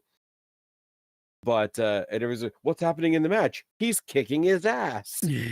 He's whooping him. Yeah, that was Like, I get it. I get that it's Ethan Page, and he's the kind of guy that you want to see get your comeuppance. He's like a Miz character in that regard, so you want to see him look foolish. I just don't think it's a spot that people want to call back to because it's so tied to Gallagher and what ended up happening with him.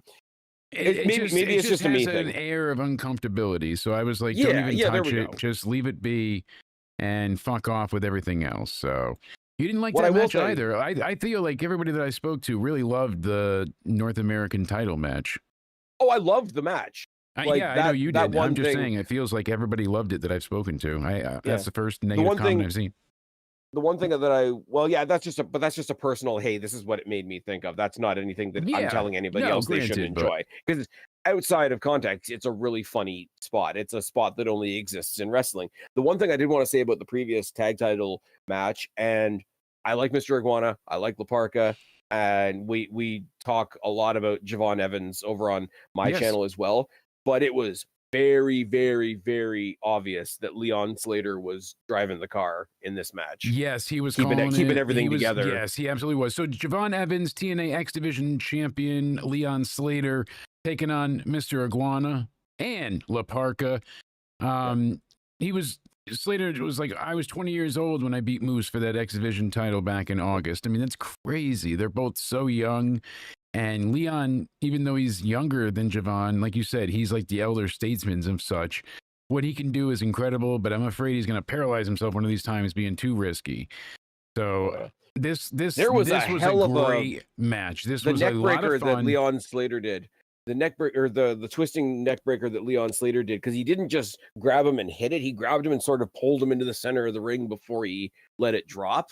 And it was just a little bit extra of like, are you actually mad at that guy? Like, what's going on? You're not wrong. Everything he does just has so much snap to it. And it's not a, oh my God, let me all of a sudden go kiss ass to TNA, but like he's in the X division of TNA, and think about the collection of talent that means he's dealing with on a regular basis. Yeah, exactly. As I die over here. Well, I mean, you can keep talking. That's why I can eat, you know? That's how it works. Yep. You know? Oh, the Hardys. So, Hardys thank on you for the sending us screen. this, Liz. She said, check this out. Matt Hardy said, thank you for having our back tonight at Halloween Havoc, Arizona. You guys and gals were wonderful. We're so sorry we weren't able to retain the titles. State of Dark Swarm was relentless and never ending tonight. Our journey is nowhere near over. Myself, Brother Nero, have so much left to do. Very happy we could pay homage to Bray tonight. We'll get to that. We love and miss you, Wyndham. So, we're talking about the first match, but I did want to go ahead and bring that up while we're here. So this match was great. Seeing La Parka dance, like that was always iconic. But knowing it happened on Halloween Havoc all those years ago, and he's still doing it, you know? Yeah. I wonder how many La Parkas there have been. We just don't know. You know, like Black That's the Noirs. same And one. 19 later, we just think it's the same guy. It's actually I some want him to come out with 20-year-old. the chair and be the chairman again. Right? Just sit down. That's my kind of match. These guys, they did everything. It was a sloppy affair. I will say that because their fast-paced, high-acting, constant action style mixed with lucha libre, which is always a very fluid move into move into move into finish, Yeah. move into move into move into like you finish the move is what I'm saying. So it's got all these different sequences to it. You know, off the ropes, leapfrog, drop down, Hurricane Rana, roll out. Now you grab me, I'm Hurricane Running you, and then I go ahead and reverse it and Styles Clash, whatever, that kind of thing. Point being, that's it. So these guys balls to the wall in it so much, and Iguana and Parka being more of the lucha libre style, it wasn't like it was a clash. It was just that one was too quick for the other, and the other was too movement based for the other one to not keep up with, but to stay at the same pace, to stay at the same speed. So it kind of had some sloppy moments, and wrestling should be sloppy. When you think about it, I like I was botches. just gonna say. I've been protesting to people over and over again to listen to me. Botches are great because you shouldn't land every move. It's unrealistic that everything goes perfect. Exactly. When people, she missed Wrestling the being moonsault. Perfect makes it look like a predetermined What's thing. the difference if you overshoot or the opponent rolls out of the way? You still missed it. You know what I mean? So yeah, we didn't see them roll out of the way. You missed it, but you still missed it. That's on you. Here's the thing. Like, I mean, it's not what he's most known for, but you take somebody like Samoa Joe. Like, what's one of his funniest spots? The walk away. Is when he, the walk away when he just does a nope, right? Like, that's fine. If you go for a move and you miss it because somebody moves out of the way, that's fine. They outmaneuvered you, whatever. But there's going to be that other time, especially, and this is why it works so much with these guys that do this style. They do a style that almost demands that something's not going to hit at some point. So I don't even think, obviously they were botches, but I don't think even in a match like this, you can even count the botches as botches. Does that make sense? Yes, I totally agree, and I get what you're going for. So that's what I'm saying. It shouldn't be perfect, and this was anything but perfect.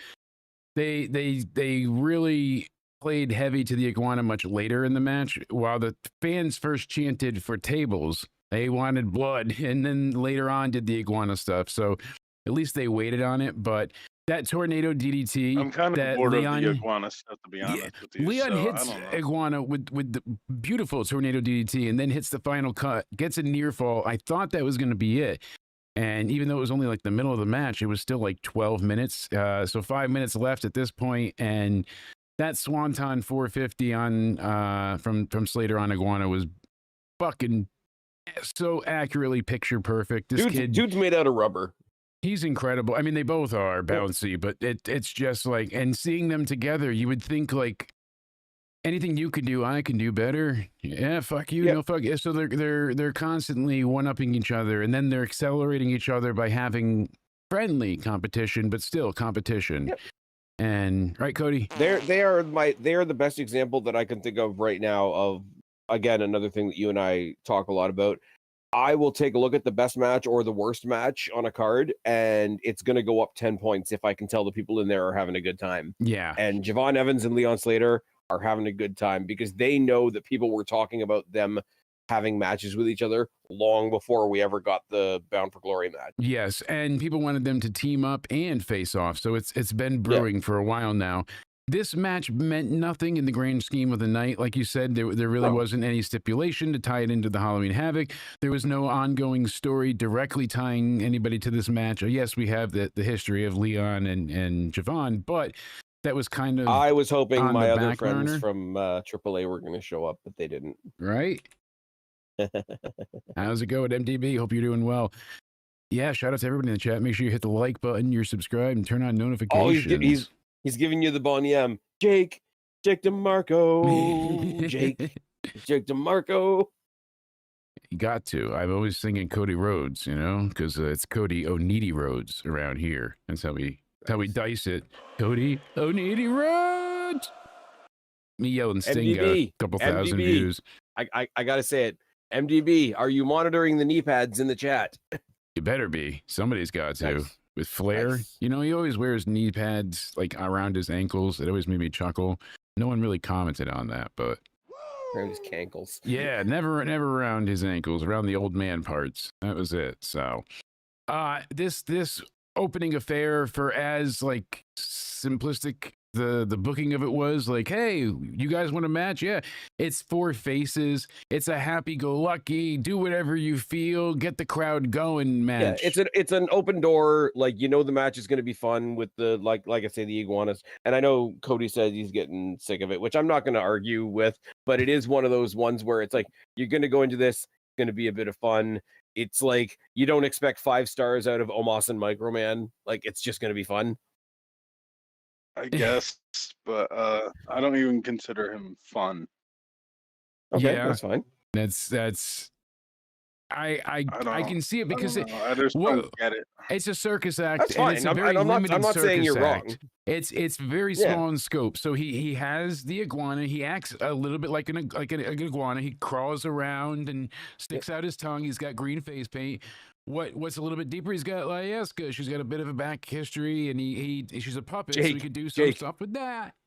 Jake, he's got an iguana. But he's got an iguana. Like, it should matter, but it It's doesn't, fine. and it's losing a little bit of steam. He's gonna have to not reinvent or anything, but add to it a little bit. Add to his repertoire. You know, he's gonna Yeah, have to because add that's in something some that can get classics. Because stale very quickly, and I think that if you're gonna keep featuring them on WWE TV, it's just Yeah. going to get classic stale. Spenguli immediately. is past midnight. That's right. We're Well, that's the thing celebrating as well, though, Halloween is Havoc. I don't think they're going to turn into like every week attraction. No, Like they're going to pop up every now and then when there's a AAA show coming up, and I think there is a AAA show coming up because I know they've already set up Dominic versus Dragon Lee. yes. So I forget when I think it's in November. There's a lot in November. Yeah. Oh, we'll find out here. Do we want to talk about the other announcement we got tonight? We're getting the Gold Rush at Madison Square Garden. Yeah, so they're bringing back Deadline as well. So No, that'd be cool. at some Deadline, point. yes.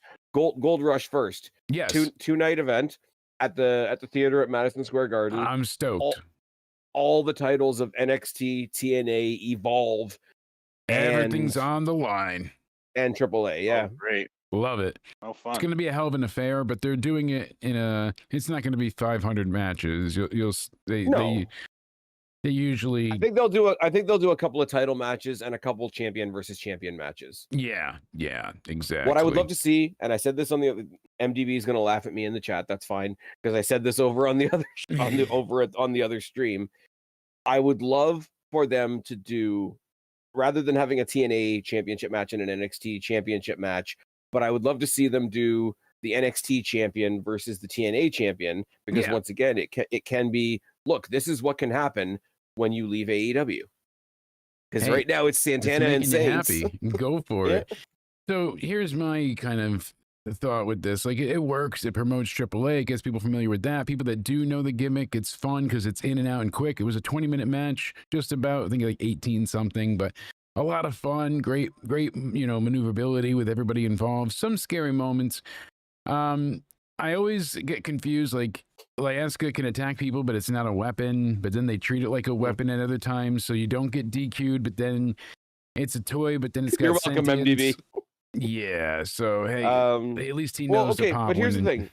Here's the thing. There's no logic loophole with that you can't No. apply to Bianca Belair's tail whip, hair whip thing. Yeah. Like, why is that not a weapon? They Exactly. go out of their way to show you the cut marks that it leaves on people, but yet it's not a weapon. So it's a puppet. It's fine. And how she Now- braids it to hurt people and make the loudest noise. And puts things in it. Yeah, like metal coils and whatnot. So speaking of Yeah, putting it in, Layeska is basically Mr. Sacco. That's a fair point. they put it in for this match though. I would give it like around the 4-star Yeah. territory, honestly. Yeah. Bell to bell. And there I lot will of say fun. there were some goofy spots in the match as well, but this is the match where you were going to get where he stopped the match basically cold turkey and said everybody close their eyes, and then he nutshotted him with the iguana. I'm like, it's dumb, and it should be, yes, it But should be a see, disqualification, that's not what and I yes, have it's a ever weapon. a but, problem like, with. Like, that's no. okay. I mean, even when Javon hit the frog splash and it was after, that big crossbody, I was like, all right, they still can do some silly stuff with the parka. They could, it's fine in that regard. It was just, That's kind of the thing. It felt like this would be the show on weekly NXT. It didn't quite live up to the Halloween Havoc hype. It was really good. It was a ton of fun to watch. Like I said, around like 3/4 or 4 stars ish. It was great in that regards, but didn't go with the MDB's got the entire theme perfect of the point. night. MDB's got the perfect point. It was dumb, but it was wrestling, baby. Exactly. So next up, as we mentioned before, all ego Ethan Page taking on These El guys killed each Hijo other. del Dr. Wagner Jr. I'm just going to be calling him the Doctor most of the time. They had a Day of the Dead, Dia de los Muertos. It was a match for the NXT North American title. They basically paid homage to the several different Bray Wyatt multicolored matches with ring lighting, and they had kind of a blue and gray theme at times. Yeah. It was an interesting look. It was almost like a cosmic bowling type thing, but not quite as obnoxious. Not as highlighter filled colors. Like it was more muted, but still fluorescent, if that makes sense. So I would have hated it in the building because I don't imagine the visibility was the greatest in the building. But those laser lights make it really hard to see. It makes it like because of all the smoke, it makes it like hazy in a way. So it's unfortunate. These two beat the living snot out of each other, and I loved Ray's classic purple being brought back here, and ego, he should be all ego because he's so damn good, so fantastic. The half sugar skull face paint, like, come on, he looked so damn fucking just cool, like a true badass. He does. People are gonna hate this comparison, right? But I will say, not to the same level of an MJF, but he's very MJF in the fact of he can go from evil guy that's got control of the match and he's going to do all these vicious underhanded things to you, and flip the switch to absolutely snotty heel that's getting his comeuppance, and it's hilarious, and he's a loser. Well, you're no time at all, because the crowd loved the Hulk up moment. You know, they know their roles so well, and they don't shut their mouths. They go nuts when told to do so, and they know what to chant and when. They made it a ton of fun because they see the mask get ripped and they are gasping in horror. Like, I can't believe if you just, display his face, he betrays his culture and all these terrible, it's sacrilege. You can't do this. And he's ripping the top half of the mask. So we can see one eye fully exposed. The other eye has a little bit of a piece in front of it. And the crowd sees Doctor just shaking with anger. He's so angry. At first, it's a little more subtle. He's just very in shock and mad. And then it builds and he sells it for a while. They really gave them time for this. It was almost a 20-minute endeavor here. And he lets it build and lets it build. And the crowd's building up. And now the crowd's like, he's going to kill you. And then they're chanting, you fucked up. You fucked up. And that's when he gets in the, right in Ethan Page's face. And he starts hitting it with clotheslines. And he gives him with a big eat to feet.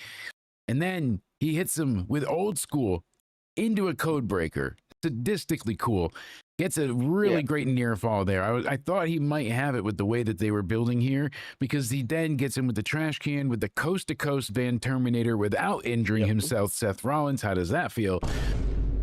He gets out of the, Ethan Page gets out of the electric chair drop that he's about to be put into by pulling at the mask again. And that's when he tosses him into the chair he had set up in the corner. We get the Frankensteiner reversal from the Doctor, and that leads to him hitting him with the Miro Salt for a great near fall again, a 2 count, like 2.8. And that's when eventually Page gets on the top rope and he slips and he crotches Wagner. So it's like, all right, he gets away, comes back in and gives him the razor's edge onto a trash Ego's can. edge, yeah. That was after he blinded him with the powder too, I should say. Oh so my God. Great spot there. And you think he's going to get the 3 count, but not yet. So this is where MDB, I see you, buddy. He gives him a super twisted grin, twist of fate, whatever you want to call it, through the table, through the Slim Jim table for the victory. About an 18.5-minute match. I don't think it was ever slow. I thought the pacing was great. I liked that it was slower in the beginning because they could let it build, and it made everything more impactful. The storytelling here was phenomenal. Anybody that doesn't know jack squat about wrestling knew it was bad to have this person's mask ripped off, even if they didn't know why, and how like almost anti-religious of a statement it is to be done to you. Like it's so disgraceful, and it's not with honor. Not at all. No honor? No honor. Fights with honor. No honor. They don't have any. I'm telling you. All right. Did you guys order me barbecue ribs, dude? Thing is, MDB is bringing all the questions. Yes. From the other chat. Jake, when was the last time you saw a metal trash can in real life? Not that long ago, and the aluminum ones that they have there, like, just crumple to nothing. It's always hilarious to see how they fold. Aluminium. Yes, they fold like origami. It is hilarious. They fold like Tony Khan in a board meeting. Hold on. Sorry. I'm mad as hell and I'm not going to take it anymore. Thank you. That was quick. Another cease and desist? I don't know. Let me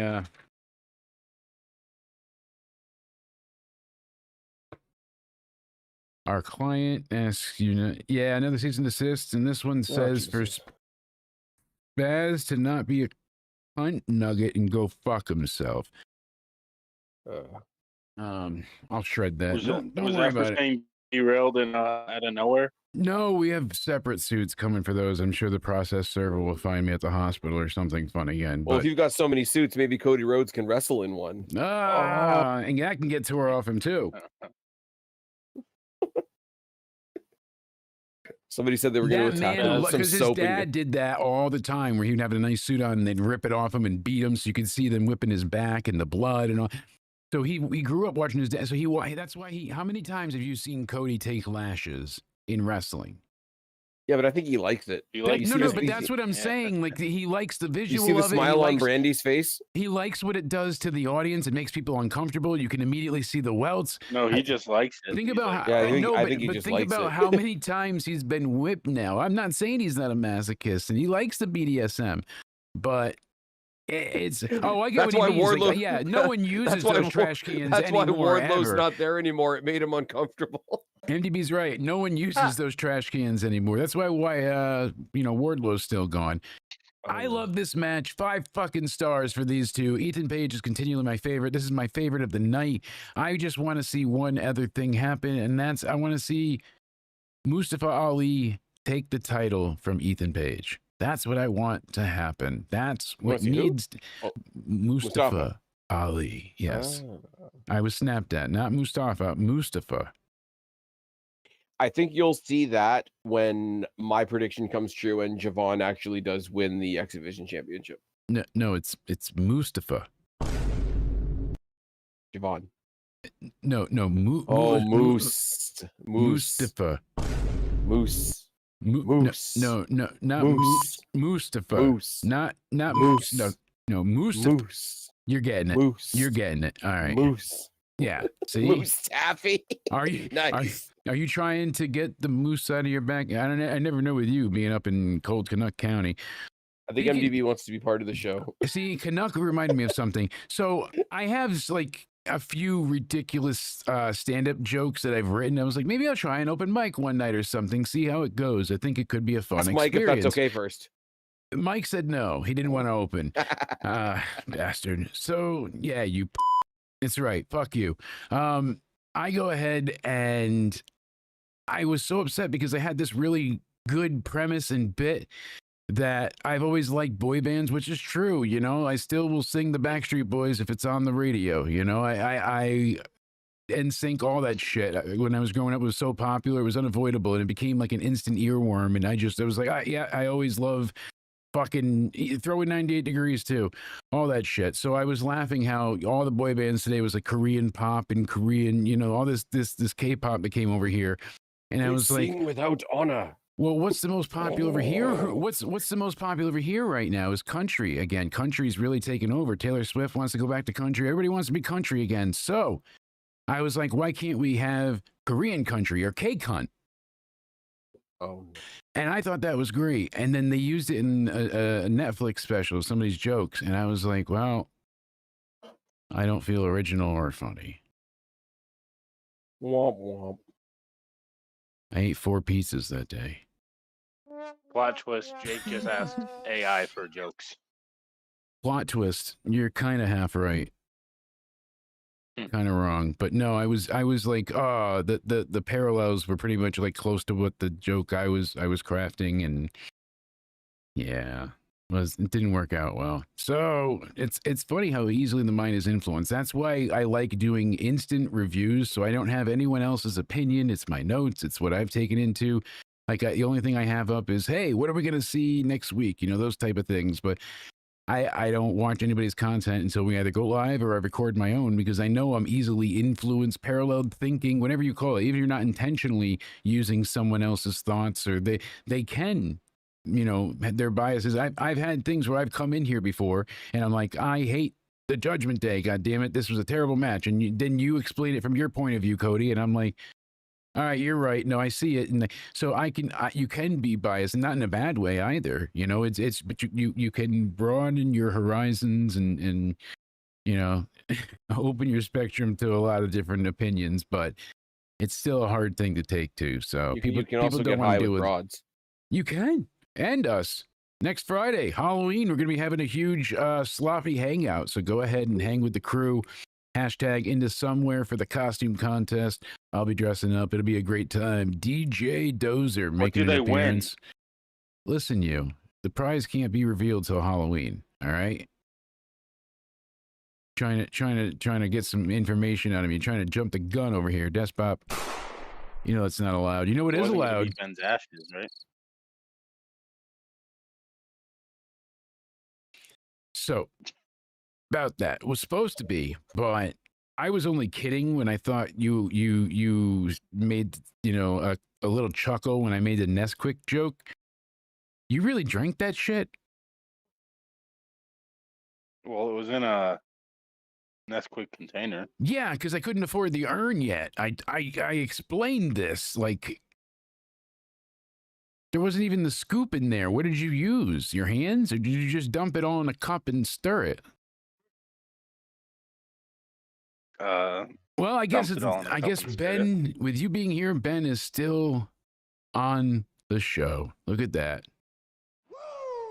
We've solved that crisis. Zarya solved another crisis. She went ahead and took on Blake Monroe, but she was fighting with Anna for Sol Ruka and her knee. Back to Ben though. You still haven't told the nursing home about him, so now I'm just gonna say I gave them your number.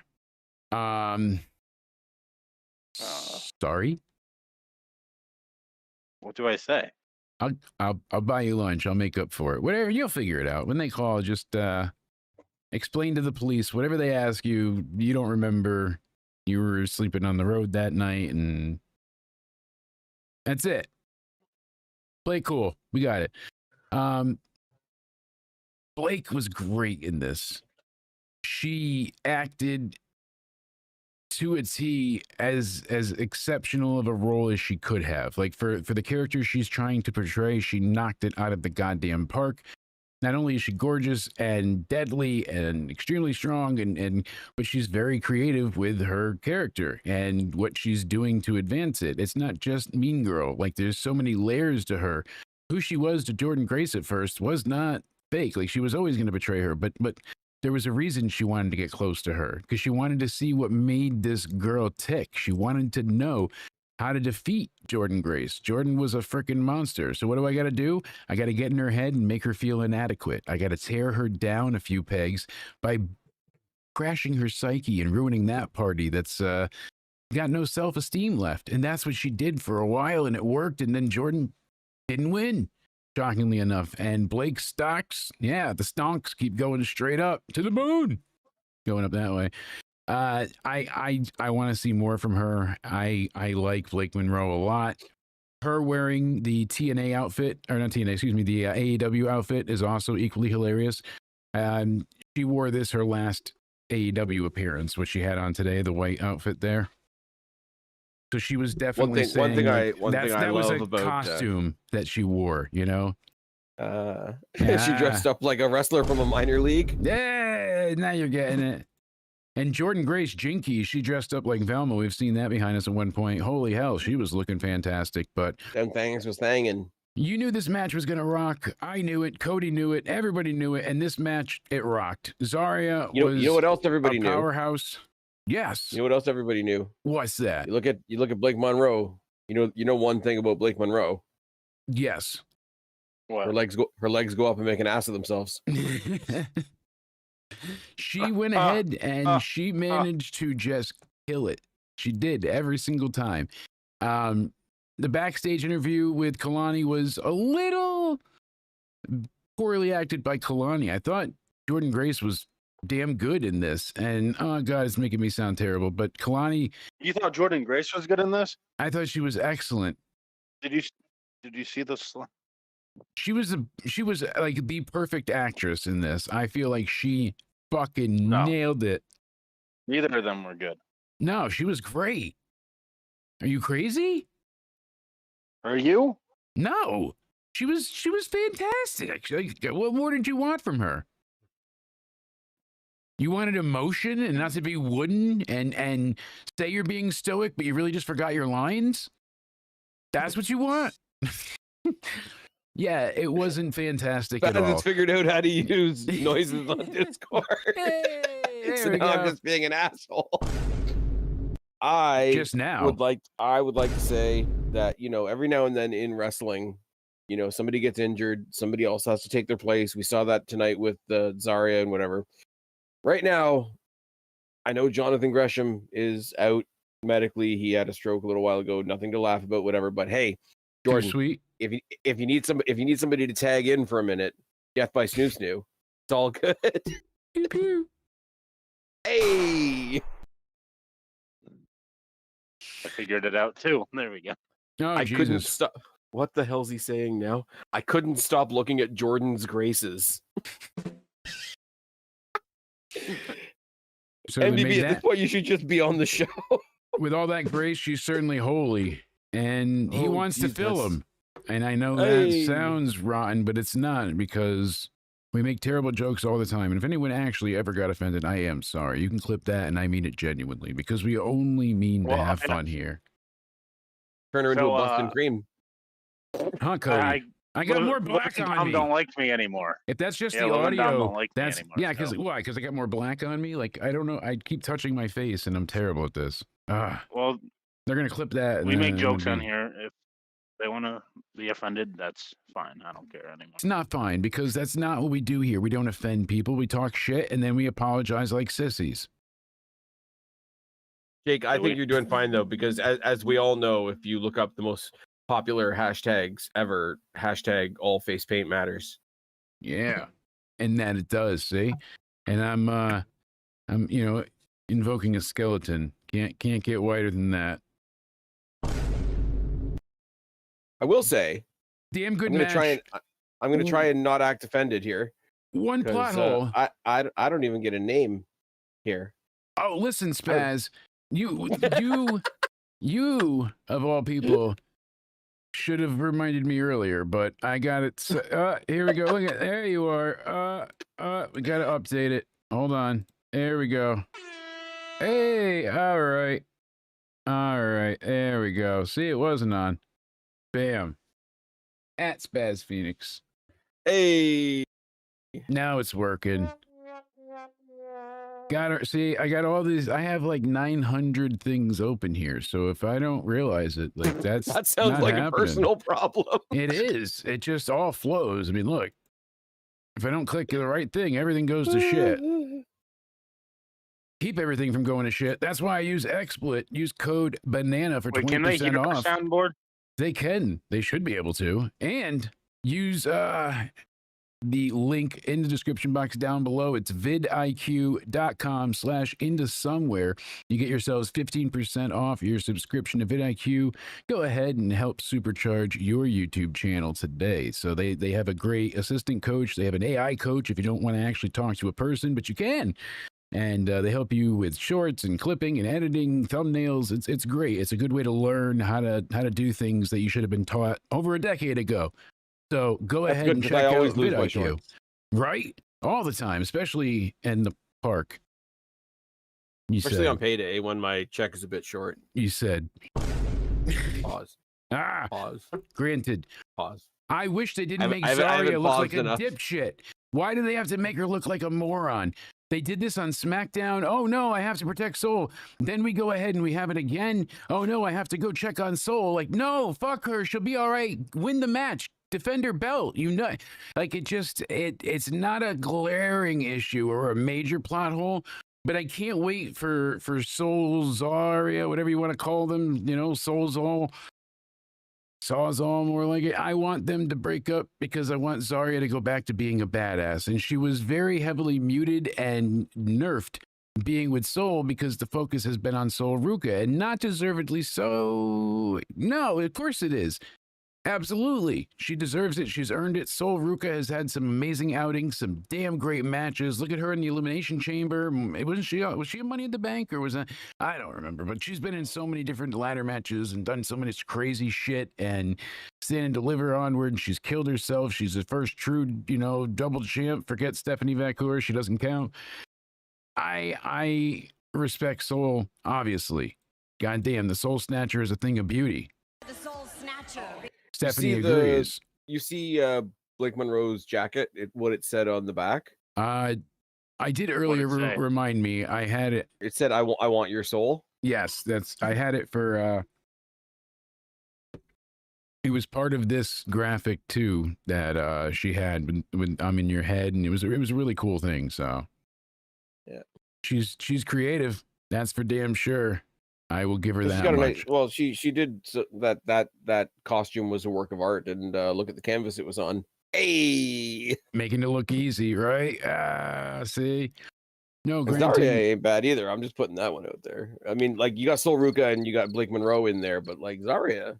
So this is what she put out earlier, right here. She's like in Soul's head, and she's swimming in her head, and it's like these little things, and you're inside. Oh, it's not. It says I'm in Soul's honor. See, with honor, and I'm in Zarya's head. So look at that. You can't get it, and it worked perfect. And I love the little the semblance of storytelling she adds there. I wish Zarya didn't look like a buffoon here. That was upsetting, but it happens. And hey, it's nice to have him peel bananas. Bananas. Banana phone. Hearing everybody go absolutely here. Banana. It's banana. That's right. You can't hear it, but I can. See, you can only hear if I play things through here, not it's Smirnoff in here. You can't hear this, and that's the sad part. I don't know how to make you guys hear this thing without hearing yourselves, or else they won't hear you. Like I could take calls, but then I don't think they can. You can hear them, but I don't think they can hear you talk. Or like they can hear you, but it won't actually allow them to speak to you. It's weird. Well, get them to call in and talk to you, but leave their screens on and let the sound delay fuck up the entire conversation, and that'll be the new amusement. We'll have to test it at some point soon. So I do have an actual Into Somewhere number set, though. It's going to be a hell of a time. And we're also inviting listeners and some other special guests to join us for a massive Into Somewhere Weekly right before Survivor Series, likely that Wednesday. Everybody, so they can go ahead and join us for the ultimate prediction party. Whoever wants to come, I said, everybody that wants to go ahead and join from the community onwards, please let us know, and we will include you because people said they wanted in before. So now I'm going ahead and open and up in the ante. You know it. No pause necessary. This match was good though. The DDTs that she gave her were great, better than the the paradigm shift or whatever you want to call it.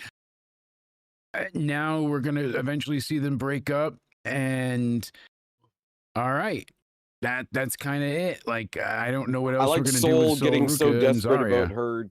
I like Soul getting so desperate about her title that she basically threw her partner into the post to fix her arm. Mm-hmm.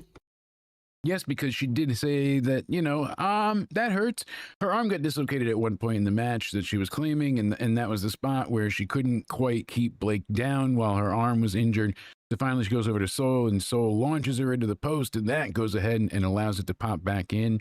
I've dislocated my shoulder. It hurts like hell to get it reset. But once it's in, it's like immediate relief. But doing it, oh, shoot me. If you don't shoot me with drugs, then shoot me to sleep with something. Now I need the long good night with that one. I That will was say miserable. if I really Tony Khan said he's got Coke on the way for you. Oh, good. I am thirsty. Continue. If I want to be really, really nitpicky about this match, I don't really, because I like everybody involved. But if I wanted to nitpick, I will say that Zarya kind of went to the AEW school of selling for a second when you figure she went into the steps, dislocated her shoulder, had her shoulder rammed back into the post to put it back into place. Yes. And then later on in the match was pulling off spears like it was nobody's business. If we want to effect. She's superhuman. Yeah, if we really, really, really want to reach for criticism, that's, I guess, one you could throw in there. Yeah. Didn't take anything away from the match. No, that you didn't definitely bother me. criticize it because if this was AEW, we would definitely criticize it as well. So yeah, it's good to call it out both ways, so it doesn't look like we're just. But then what I will say is they did work it back into the story with Mariah May going for the armbar at one point. Yeah. Sorry, Blake Monroe. Who? Hey, because I don't know. I actually damn that it. was I didn't write that one down, but I did want to say like that was one of the cooler spots in the match when Zarya went for the, I don't know what she's calling her F5, but like basically she went for an F5 and it got countered into a disarmer, which was not a bad thing. Yeah. Okay, MDB, you cannot use the Nick Picky thing here because Big Nick isn't here. So, I love that MDB is just blending all the worlds together. He's got everything in one. There are no parallel universes. We're all together in this solar system. Nick picking on pre-med. He knows. JC Jane comes out looking like $1 million. Why? Because she's looking like Rhea frickin' Ripley. Taking on Tatum, the bloody nurse. Paxley? I mean, it had her name, Pax, on the skirt. It looked really cool. It was all white with blood stains all over. A lot of people were saying because of cool. the white gear that this was an indicator of the righteous. I think they're just going more cult with obviously the culling. I think that's the culling, point of it. Yeah. Here's my thing though, right? Like, and I'm not trying to dump on anybody's parade here. They're not a group that I ever really followed. How excited are you at the prospect of possibly the culling coming to NXT/WWE? I like the culling, so I've enjoyed them for a while. And sorry, not the culling, the righteous. Oh, the righteous. So Vinny's cool in the sense of like he's always been a very big horror fan. He looks like and sounds like a more buffed Rob Zombie, anyways. And the other gentlemen whose name I forget constantly and feel terrible about, they work well together. They're definitely creepy. They have that, Ed Gein, Texas Chainsaw Family-esque motif about them. But overall, it's like it's not breaking new ground. It's not doing anything that hasn't been done to death. We already got, pop culture spooky in the Wyatt Six. Like they're not gory or mental spooky. They're very safe spooky, like spooky for everybody. And they try to be a little scary, but they're still, more on the PG end. It's not totally gruesome every time. I was shocked we even saw any blood in the debut of them in person. But still, I like Spears being more methodical and the way he crosses and holds his arms. He's studying. He's watching. Izzy Dame, was extremely jealous. It looked like she was trying to attack Tatum with the title, especially from the other angle, but she missed and she didn't hit JC. JC hits her, but that's when Tatum goes ahead and manages to get the 3 count. It was an incredible victory. She hit Cemetery Drive, and I love that finisher, the lightning spiral. Like it just looks so good. Yeah. From the top, gets the. What does she call it? She calls it Cemetery Drive. Yeah, Cemetery Drive. That's what I was saying for. Yeah. And the story is great in this because now Izzy's upset and jealous. You saw her sulking in the corner like she was not happy. Everybody else is excited in the culling. You saw a change in JC as well, because up until that moment where she was alone, she said she doesn't need anybody. I can do it myself. I'm the best. I don't need either of you. Like, You know what it is? and Okay, once they here's kicked the- out and here's- Jasmine Nix and brought in what's her name, it was a little bit better. But Lainey Reed. Lainey Reed, yes, Southern girl. I hate that they keep using that. By the way, I said this somewhere a while ago. Into I don't know whether it was with you or whether it was on a solo pod. I hate that they keep going back to, oh, here's Tatum. She's all sad because all her friends left her. No, WWE, you fired them. yes. Hey, you guys over in Fatal She wasn't Influence, abandoned. You robbed her of having of these her friend. yes. But then they doubled down on the other side in the preview or the promo from the previous week. Yeah. And then they're like, yeah, well, you're not good with friends either. You guys just ditched one of your friends recently. And it's like, no, Jasmine Nix also got fired. I know that you're trying to be tongue in cheek, and I know that you're doing a wink and a nudge and a hey, if you know type thing. But Hey. like it's not a good look. No, not at all. It's not a good look. But here's where I want to give them credit for making a bad thing work and then getting rid of the bad thing. Okay. The dynamic of this match was going to be awkward from the start because you had a heel leader of a heel group and a babyface who's a babyface, but right now also in a heel group. Yeah. And the dynamic of that was really weird. And then you've got on the outside, you've got two ladies that can interfere. One lady on the other side that can interfere, and two guys that can't really do anything because it's WWE and they don't do intergender violence, obviously. But they do defend all their champions pretty much in every PLE almost, which is something I love seeing. I mean, consistently, we got every title on the line tonight, plus the opening tag. Like, you can't beat that, having that type of consistency. Yeah. It makes for better television and better viewings being that interested in it. Actually, Jake, technically, that's not true. If you talk about the speed titles, I'll cut your balls off. It's fine. No, but what I'm saying is they navigated You can count that with the Owen belt, and then oh god, we'll no, see those in titles hell. are actually defended. Those titles are actually defended. Yes. But no, what I'm saying is like they had a really weird dynamic to try and work their way through as far as all the The external speed characters. belt has more Yeah. prestige than any belt Mercedes has, by the way. So Also facts. just saying Um, that. So I thought you fuck said Mercedes speedboat. fans, leave me alone. Not speed belt. I was like, oh, speedboat. Oh, So they not just. so they navigated a pretty awkward set of external characters pretty well for a while, and then they threw them out. So we did actually get a little bit of just these two in the ring, because characters aside, extra bullshit aside, extra story aside, these are two pretty fucking fantastic wrestlers, and I'm glad we got that bit at the end. Yeah, and we should specify Jasmine Nix didn't get let go. She was offered to be re-signed, but didn't want to resign for less money. So she said no, she can, earn a better living making fans that are only for her elsewhere.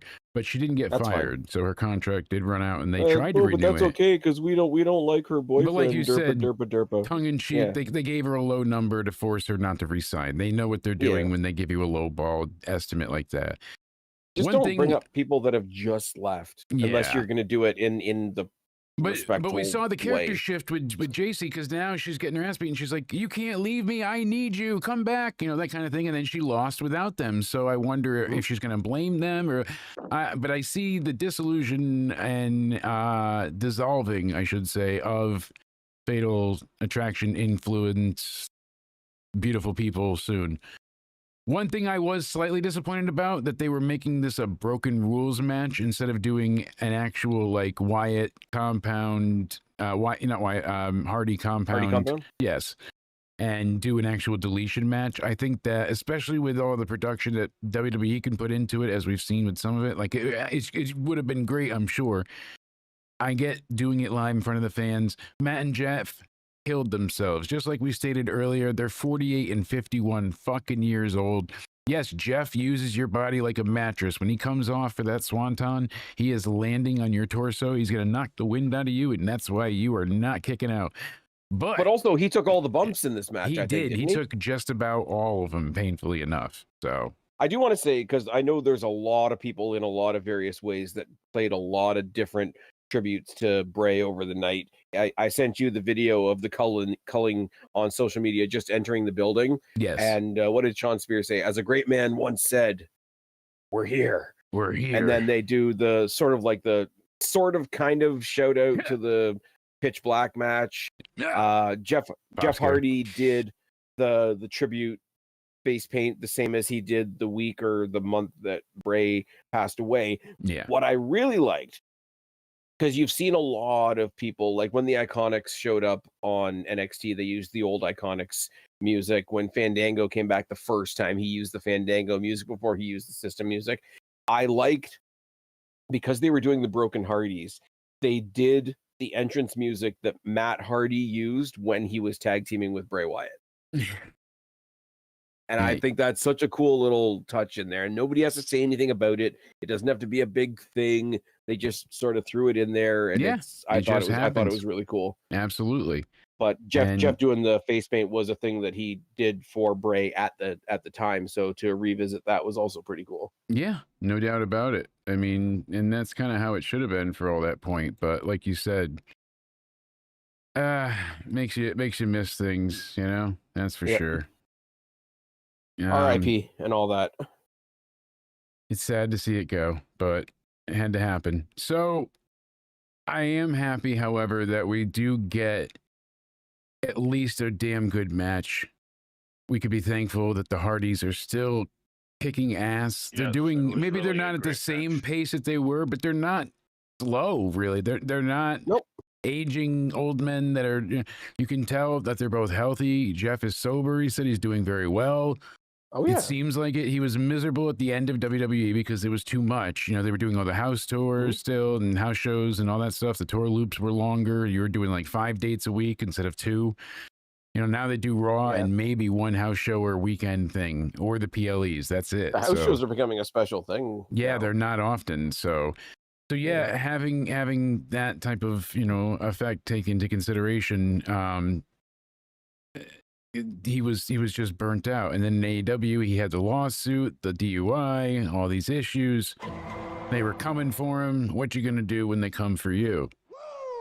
You're gonna show them your dick, right, Flair? So, but I just like what we say about the. I know we said this earlier in a much different context when we were talking about the Jade Cargill thing and how she's not quite where she needs to be wrestling wise, but she's got the other stuff. Like she comes out, she looks like a star. She presents herself like a star. She walks into the room and the room pays attention, right? Yeah, as they should. Because she doesn't have those in-ring things yet. The Hardy Boys have always had those in-ring things, but, you know, time is catching up with everybody. Yes. But they still have those other things. There's never going to be a time where the Hardys don't walk out to the ring and have that crowd. I said, Matt, why didn't you hold Dark State's member? I forget who it was.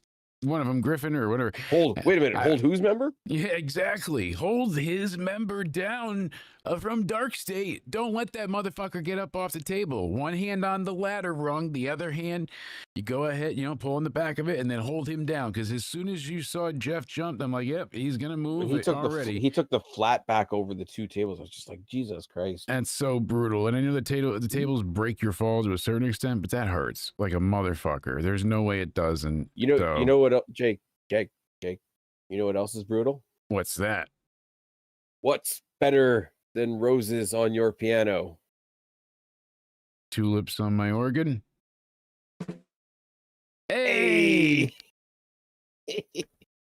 Same thing with that little midget that came out of the cupboard. I never watched a lick of Star Trek, but I did find out one very interesting thing about Star Trek fans. Yes.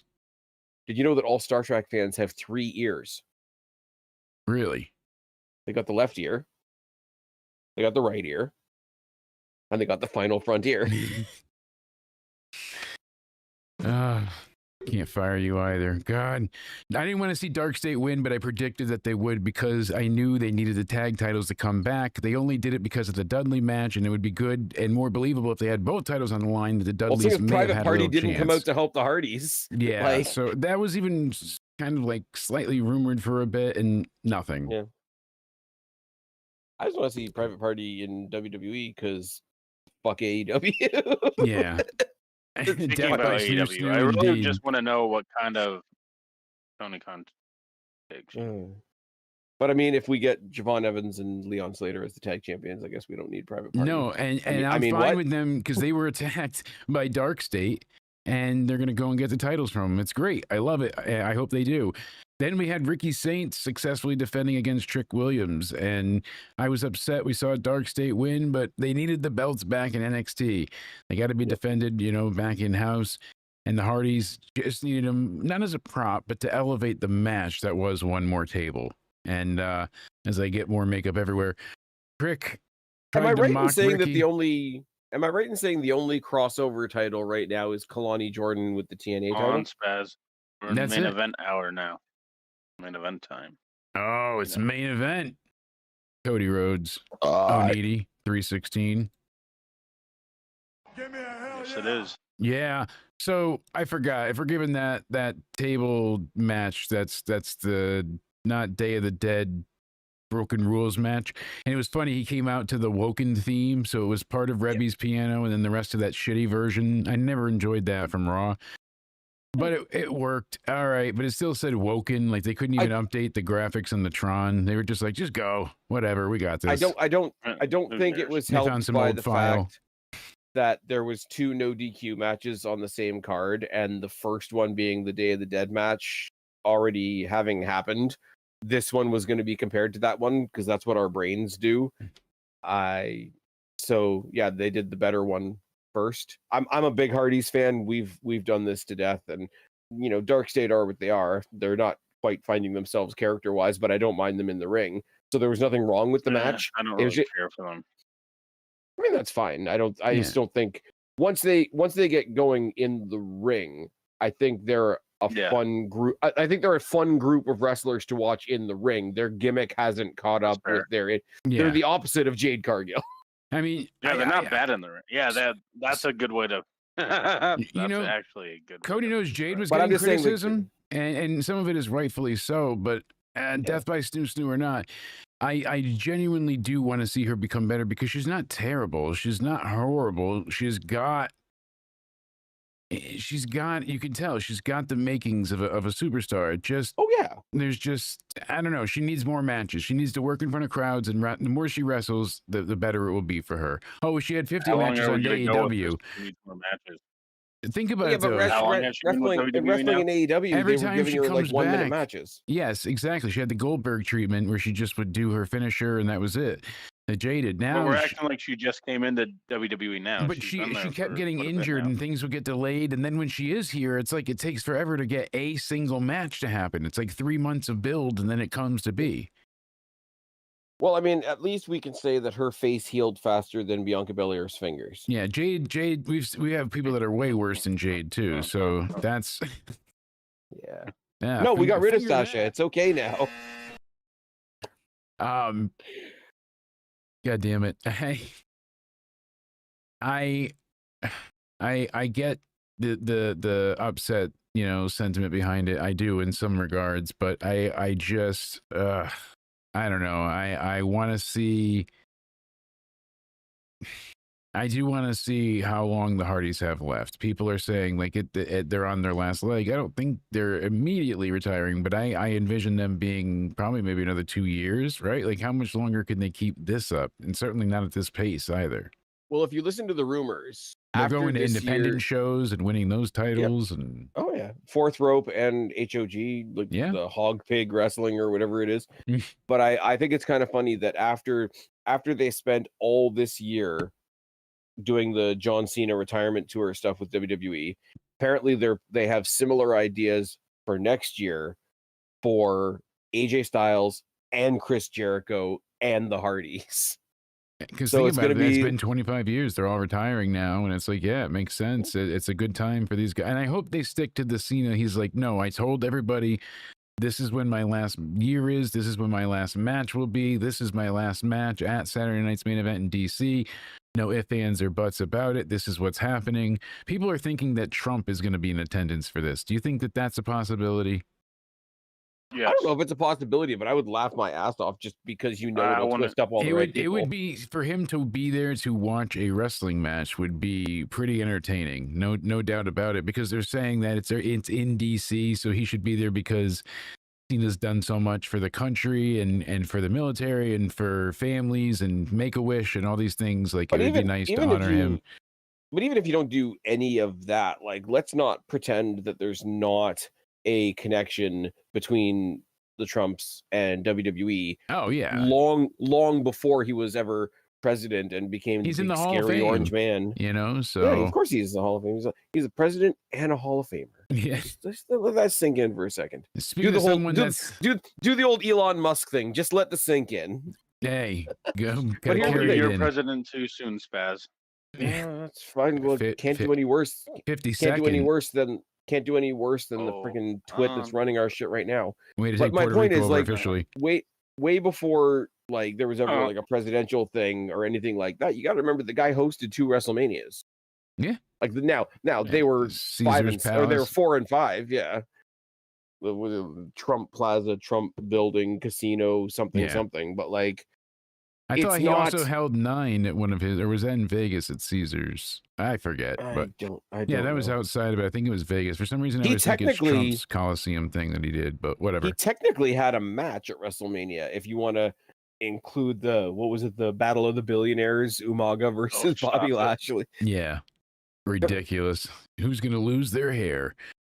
Speaking of losing their hair, Donald Trump technically has a WrestleMania victory on his record over Vince and being orange and losing their hair. Ricky Saints, what's going on there? You know, sometimes he comes across with a little too much bronzer, but he looked fucking incredible tonight, coming out like an Egyptian god. Looking like Xerxes. Yeah, Trick Williams, always a badass. I love it. You got, Booker T just going insane. Oh, yeah, man, there it is. I love it. He's just rip-roaring through this whole match. It was a damn good match, and as you said. Booker T has to lose his mind over something. He doesn't have Stephanie Vacour doing the Devil's Kiss anymore. I know, poor guy. He's missing that kiss.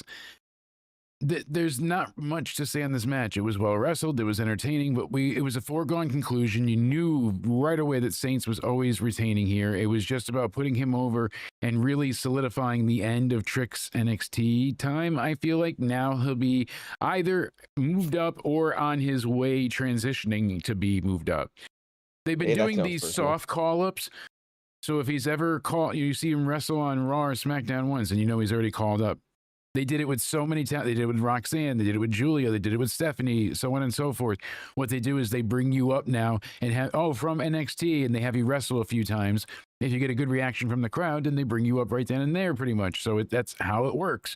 And that's what happened to those talents. So I think they'll fast track that testing period just because they know they've got a solid unit with him and Carmelo. Solid what?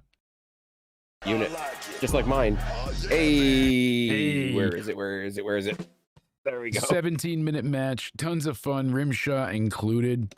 Cody Onidi Rhodes, how did you feel about this match? And because we had a chatter say that you are not Cody Rhodes, and I'm like, of course not. Cody is not Cody Rhodes. He's Cody Rhodes Onidi. Your middle name is Rhodes. Yes, your middle name is Rhodes, but spelt like the highway, Roads. Yeah. Cody Jaquan Rhodes. So he's Cody Rhodes Onidi, but if I say it that way, it sounds weird. So I go Cody Onidi Rhodes because it fits better for the Cody Rhodes, Cody Rhodes Onidi. Doesn't sound as great, but Cody Onidi Rhodes sounds better, right? So I don't know. That is true. I might have to keep working on the jingle, but yeah, the main event though, this match was all right. I think that like you said, Trick Williams is on his way up to the main roster. I don't know if they're going to put him on Raw or SmackDown. They seem to be, I would assume SmackDown, right? Yes, because he has I'm thinking SmackDown as well. Just with how the layout's been, I'd prefer him on Raw. You think he's also going to? I could see Obafemi going to Raw. Yeah, he'll be a big attraction. Because they want him on Netflix, and he's the next big guy. They're gonna push him hard. Jake. Yes. If for those of us that don't live in America, all of it's on Netflix. Just Listen, saying. I got the VPN, so I see Yeah, I it was gonna all. say, get yourself a VPN. Stephanie McMahon told you to. That's the next thing I need to be sponsored by. Unfortunately, I haven't gotten there yet, but we do have XSplit and vidIQ, so thank you to both of them. Hey, And shout thank out you to to the all the sponsors. friends of the channel. The Big Bad Wolf, check her out for all your tentacle and cosplay adult needs on Twitter at the Big Bad Wolf VIP. Go ahead and check out Spaz and Cody, of course. You know, who else we got? Friends of the channel. Liz is down there. Unidark, thank you to him. So make sure you're checking out all the friends of the show in the description box down below. Yeah, I like this main event. It just didn't knock my socks off. And we had so many really great matches tonight. That tables match, broken rules match, whatever you want to call it, was damn good. The Hardys lived up and exceeded expectations. Tatum winning was like a pure joy moment. I've enjoyed her for so long, and she kind of got forgotten about. She fell by the wayside. She was in the back just holding a doll in the foreground. Like she wasn't a main thought of anybody. She was just there. And that's when Lyra moved up and did things without her. And it was like, all right, she's done. But now it's just like, she's a champ. She's vindicated. It's validating her. It makes her know that the hard work is paying off because that belt means something. What do you think about her celebration in the back being the last thing we see as we go off air? That was very interesting, and I like it. And I like the way that Izzy was still a little like foreboding and not exactly into all of the victory, but was still trying to like feign celebratory and happy. I think it's kind of a neat way for them to say, like, it wasn't the main event, but the main event, like you said, was a foregone conclusion. Yeah. So Paxley being the one, not necessarily that people thought would win, or might have been like, oh, okay, she's here just to be another challenger, much like JC Jane would have been for other people before herself. It's kind of their like quiet way of saying like this is the story of the night. Yeah, because she Which goes is over nice. and she's There's- like, NXT is going to get more crazy on Tuesday, however she Because worded what was it? And I was like, fuck yeah. Beast in the East, whatever, right? Yes. It was the first WWE pay-per-view that had an NXT title match on it. And it was, I think it was Joe and Finn. Yeah, You can Joe correct and me if I'm wrong. Finn. And then they had And Brock then they Lesnar had beat the whole New then they had- Day.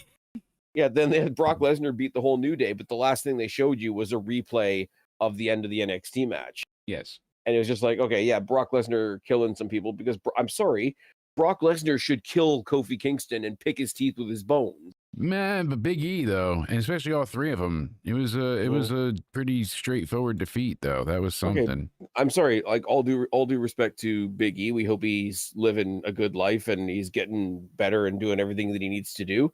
But Big E next to Brock Lesnar is medium E. You forget of like how many people have been injured in this way. I'm saying with their necks broken and have had their wrestling lives taken away. Obviously Chris Bay recently, but before that, you know, Draws, of course, we talk about, but there's others like you don't even consider, like Tyson Kidd. People forget about him most times. He's not in any conversation, but he got killed by Samoa Joe. It's fine. Yeah, muscle busted right through his C-spine. So kind of like we're not allowed to talk about the fact that Sasha Banks nearly killed Paige. Yeah. Hey, Whiplash.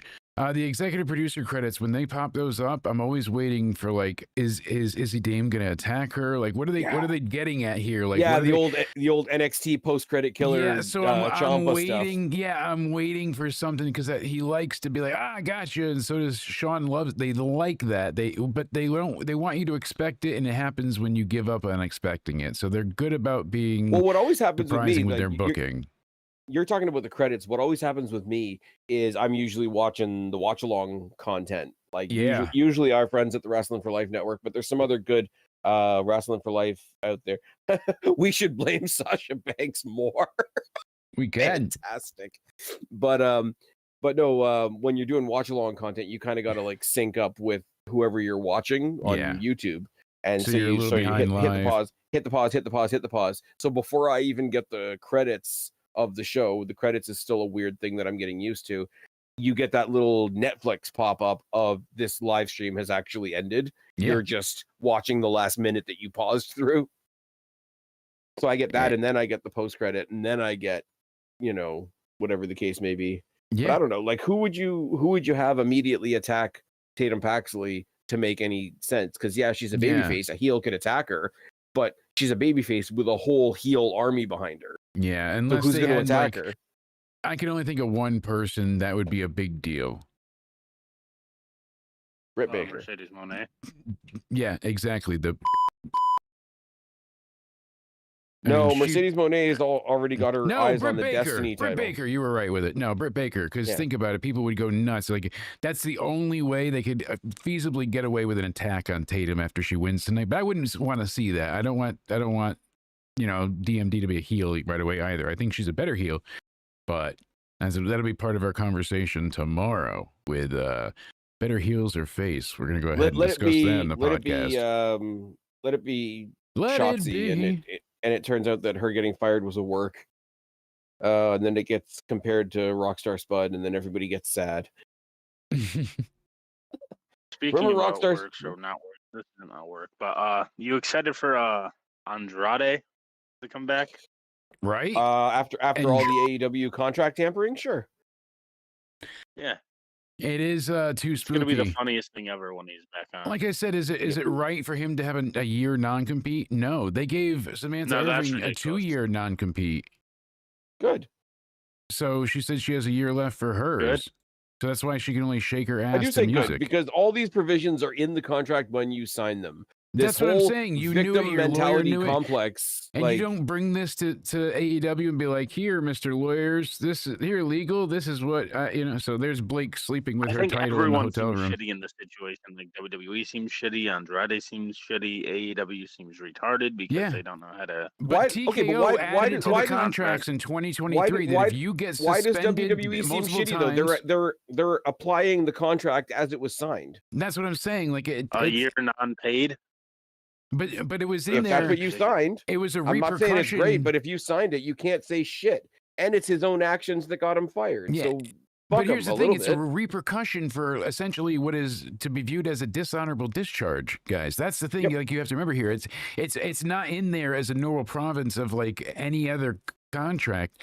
It specifically states if you have repeat wellness or behavioral violations, and apparently it wasn't a wellness thing, so it had some behavioral issue. And we know he fought with people previously in AEW to try and, said he was going to save his marriage by going to SmackDown. He went back and he goes back and forth, and that didn't work out for him. So now he went back to AEW, attacks Kenny Omega. He's in the Don Callis family, and then he has a year non-compete that they didn't realize. Everybody's in the Don Callis family. Not anymore. He got to be a stepson for only a day. Then he got cease and desist. So I don't know if we'll actually see him compete in WWE. I think he would just hold on to the year rather than cut down time for matches or anything. Honestly, that's how I feel at this point. Granted, I mean, I think that he signed the contract is like insane though. Like what are the odds though that he thought I'm gonna be out for a year non-paid? no, you're Because they paid literally though. put it That's the because they thing. literally put it in his contract. If you get fired for disciplinary reasons, this will happen. But you have to. He's getting paid. Don't forget. Like when you have a non-compete, you're still getting paid. So what a non-compete really is saying even though your I think contract it's is without pay as well. I've not heard that, so we'll have to double check on that. If that's the case, I don't know if they can do that legally because they would have to provide some form of compensation, maybe not full, but I know they still have to pay you because you're not working elsewhere. They can't What keep they you should from making a do is living. use this You as know, leverage to get Edge to face Cena. people said, "Yeah, make a trade." That Edge said it's never going to happen, and he was.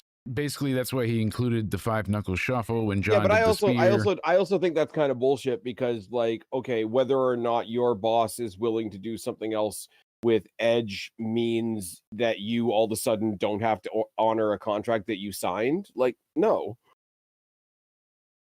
I'm sorry, Yeah. like I'm not trying to be a dick. Like I No, don't but dislike Andrade, but this is an argument that happens all the fucking Exactly. They went ahead and it was your contract. You agreed to it. You got in trouble. So when you have a non-compete, and let's say you have on this show, you're into somewhere, you're fired. Now you have a 30-day non-compete, so you can't go start your own podcast or say anything disparaging about us. What a non-compete is is basically, even though your contract's over, it's a 30-day Non-compete should be illegal anyway. Well, here's what it is. It's basically you still have 30 days left on your contract, and it's letting you know that you will be terminated in 30 days. So basically, your contract isn't really over. Even though you're out of your contract, you're not. The non-compete just is like a contract extension. So it's 90 days that you still work for the company. You're still getting paid by them. So that's why people have that 90 days. So technically, you're let go. Yes. Well, most people but you didn't have know 90 that you days. can get a full year though. But it was in his contract that he agreed to. He signed it. Acknowledging Yeah. 90 days. But he signed it for the Yeah, year it's like too. that. They, Okay, they if that- specified this. That I do know. They did specify to everybody that was added in when it was contract time. So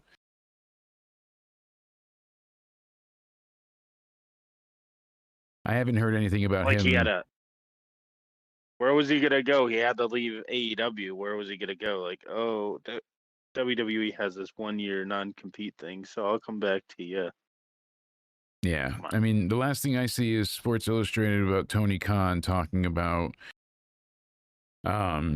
He said he was set up to be in a program with Kenny. However, it's possible that fans are not going to see him for some time. So that's the last he said. He said that TKO has a 1 year non-compete clause that trigger when a talent is fired for cause or breach of contract. So it's a breach of their contract. Never mind just, fired what for it's cause. going out there to do is it's going to eliminate the people that are like, I don't like my contract anymore, and they're going to go deck somebody in the back to try and get out of their contract. It's to eliminate something. I'm not saying Andrade, please understand, I'm not saying Andrade did that, but like there's people out there that'll just be like, oh, suddenly I don't like my contract anymore. I'll just cause some shit in the back until they fire me. It's like it's eliminating signing. It doesn't guarantee enforceability. Like I would say, because many jurisdictions, like California, I'm reading right here, often invalidate non-competes that restrict someone's ability to work in their field. The reason why TKO added this was not to punish people. They were afraid that people would get fired at cause and then be able to go somewhere in 90 days. So they don't like their booking. They're going to punch their friend in the face in the back, give him $50 and walk. So they said right here, TKO added this for behavior issues or wellness policy violations because you're automatically put under a 1 year non-compete. But it says right here, it's a one-sided clause though that you can't negotiate. So like he had a choice. Of course, he had a choice. He could have not signed it. He could have gone somewhere else and done what? Okay, like go anywhere else. He's just gonna go to a smaller promotion because this one. You see how unfair that sounds, though. Not really. If I want to go somewhere and they have a work uniform and I don't want to wear that work uniform, then I don't have to work at that job. Yeah. If you're trying to basically say like, oh, anybody can wiggle out of anything because it's not that enforceable, then what you're saying is that a workplace has to deal with the fact that they can't take their employer's word on anything. Yeah, they said they've had people be incentivized by going ahead and getting ready to stage an attack so that they could be let go. It was so that this was done via TKO's changes so that wrestlers and superstars and talent alike wouldn't be incentivized to be fired so that they can show up in AEW or elsewhere in 90 days. So they didn't want what Andrade tried to do by punching Sammy Guevara to happen here and get you to be like, oh, you're not going to fire me? You're not going to give me my release? I asked you for my release. You said no. Well, now I'm going to go and I'm going to knock out Triple H. And it's like, well, guess what? Now you are fired, but you have a year instead of possibly 2. I mean, that's the thing. They can add to things depending on severity you of would the have crime. agreed if AEW did that to CM Punk. I would have, yeah, because he got fired. It would have sucked. It would have been bullshit. It's not right. But if he signed that in the contract, he did it himself with his lawyer. Like I don't think Punk would ever agree with that. You're fine with AEW holding all these people hostage. No, releasing them, right? I would rather them be released. I don't think it's fair. I said I don't think it's fair, but it's not a matter of fair. It's a matter of you signed the contract. Yeah, you chose to work for them. Now it's not working out in your favor. That's nothing that you could have guaranteed to happen. So you either have to finish your time that you agreed to work for or be held in contempt. And I'm sorry, like you agreed to it. Unless Tony was in some severe violation, like he wasn't booking you at all and he was making you clean the ring and you were scolded all the time and embarrassed in front of everybody and you could there's nothing that works like that. Like everything else would be null and void. So I think it's just pretty much a simple leap forward with that one. But you sign on the bottom line, you do the time kind of idea. You know, you make a deal with the devil, you trade your soul for a Ferrari. Well, that was your choice. And people don't always make the most logical or intelligent decisions, but impulses. All in all, I really love this show tonight. It had something for everybody. It had the serious main event, a bit of a tonal switch at times, like you mentioned, Spaz, but realistically, this was a ton of fun. Even the sloppy Lucha Libre stuff at times made Javon and Leon look even more chaotic and quick and speedy overall. Like it just added to their I'll just double down on what I offense. said at the beginning. I like the team of Javon and Leon, but Yeah. specifically I want to single out Leon Slater. He's having a great year. He's the youngest ever X Division champion. He's like the pushed guy over in TNA right now, and I could see it plain as day. Like as this match was going along, like he was the one like driving the car, and it was really cool to see.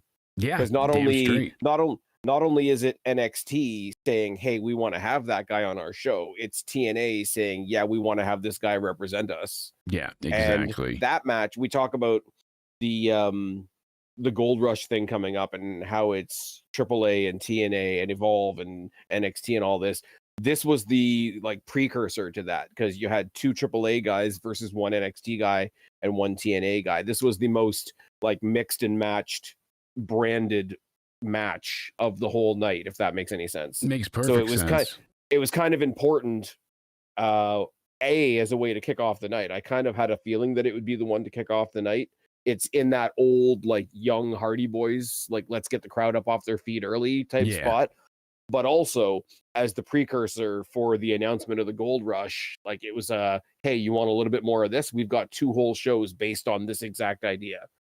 Absolutely. I agree with you. And I was asking the chat how they felt. What would you give this show? I gave it an 8 out of 10. Yeah, honestly, I don't think that that's going to have anybody yelling at me, but I'm genuinely excited that's Halloween Havoc was a success. I'm going 8.5. See, look at that. Usually we try and do a bit of an average, so we're 8.25 between everybody in between. I really would suggest to go back and watch this if you haven't seen it and just been hanging out with us. Yes, go back. Every match is worth watching. There's nothing on this card that isn't worth seeing. It's a tight 3 hours, and baby, tighter is better. I like to get in, get out, and get done. And here's the biggest question. Here's the biggest question coming off of any pay-per-view. Are you excited to tune in on Tuesday? Oh, I thought you were going to say, did you bring lube? But yeah, no, I am excited for Tuesday because... I like it rough and raw. Tatum said it was going to be wet, wild, and sloppy, and it's going to be crazier than ever. We've got Tavon Heights going against basically Miles Horn. And that's going to be interesting. They're having they both want to get a piece Deadline. of Josh Briggs. Yeah, we've got Gold Rush before that, and there's a lot that they're building towards. Kalani is kind of the almighty bitch at this point, thinking that her shit doesn't stink, and that everybody else should, acknowledge her. 7.75 out of 10 says MDB.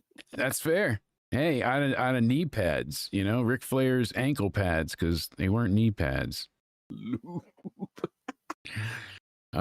Collision, I actually went and saw some of the highlights while we were going through here, and really quickly, I know we started off the show with Collision stuff, but you had Pac taking on Ishii. We said Ishii. Apparently, it was just Tommy with the itchy knee. Yeah, very ordinary. Mina versus Tekla was fine. People said it was what it was, but no real. I do really like Tekla. She's interesting with the spider stuff. Her and Jamie Hayter was one of the higher points of her and Sky Blue included being the trio of psychotics. It's interesting. Yes. Then they had Olympia, who's hold on. When it's the 3 of them, they're the Triangle of Madness, but when it's just the 2 of them, they're the Sisters of Sin. I don't know from CMLL who Olympia is. Maybe I have seen them before. I'm not sure. Discount AAA. So I don't know who she is. Who'd she Maybe face? her name is Olympia. She made her No, debut. who did she face? Well, that's what I'm getting into. She took on Taya Valkyrie in an open challenge, and she took Okay. out Taya and beat her. So that was her debut there. So Taya's had a match. Very nice. Yeah, and then it was 2 minutes long, so a real squash match. Ace Austin took on Brian Keith in a 12-minute affair that was not waking the crowd up. Apparently, the crowd was silent. Hook with Eddie Kingston took on Griff Garrison with Jack Jameson, Cole You know what's sad Carter, about and that? Preston Vance.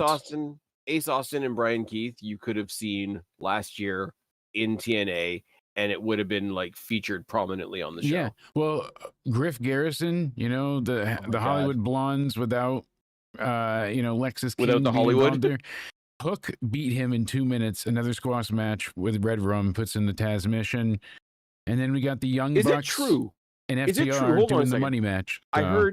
I heard that there's a fatal 4-way on Dynamite to see who gets the next title shot, and Hook is in it. From what I've seen, yeah. What? What? That's not how any of this works. So Are we supposed to care about Collision? No, I don't think we're supposed to care about AEW, So let alone its individual here's brands. how it works. Fright Night this Wednesday, 10/29. It'll be a fatal 4-way. Hook, Samoa Joe, Ricochet, and Bobby Lashley taking each other on in a fatal 4-way fight for the world title versus Hangman Adam Page at AEW Full Gear. Let's get our predictions in now with this, gents. Hook is not winning. Ricochet is not winning. Maybe they wanted to give Samoa Joe the rematch against Hangman, but I think they're going to save it for a little, like maybe the next show. So I think it's going to be Bobby Lashley. The Hurt Syndicate Bobby Lashley's aren't winning. doing anything right now worthy. So Bobby Lashley should have been in the world title picture a lot earlier than this. So well, I mean, they were understand why doing it the took tag so team long. thing and the trios and all that stuff. So Like what? Okay, but here's the thing. Here's the thing, right? I'm looking at this, and it's supposed to be for the number one contender to their main singles title, right? yeah, I see a guy from a trio, a guy from a trio, a guy from a trio, a guy from a tag team. basically, yeah. And now they're going for a singles title because he says so. Because Hook and Eddie Kingston are a tag team for reasons. Everything's great. Anyway, but Everything's great. Yeah, they're having a AAA show right now where Dragon Lee is taking on the one, the only Right Dominic now? Mysterio. Yes, it's on right now Yeah. live. Heroes Immortales. I don't think there's a way we can watch I it. did see some clips Oh. on that. You can use a VPN and watch it on HBO Max. Yeah. All right. Well, I will go ahead and bring that back at another time because that ain't happening right now. If I get on the VPN, we're getting booted. So sorry, folks. We're not checking out the AAA show that I would get copyright struck for. But Dominic having a big Dominic AAA flag is the most Dominic Dirty Dom thing of all times. Look at that flag. That is a thing of mustache beauty. If there's something, and I think we did this on the other show the other day, but like if you want to talk about Ooh. yours, what? Go ahead. If I want to talk about, I'm going to show everybody this clip as well because he went for a head scissor takedown and it was a botched landing and it looked really painful. Poor Dom came down, not too bad, but it was the one, the only Sir Dragon Lee that really took the brunt of this. Looked really quick and grabs him here, and as he's taking him down, he falls, and then he hits his neck right on the bottom right there. I mean, full landing. That's rough. You know to what I hit think is like really that. funny? If you look back in your history, I think Dragon Lee is the one that Dominic Mysterio won the NXT North American title off of. Yes, I believe so.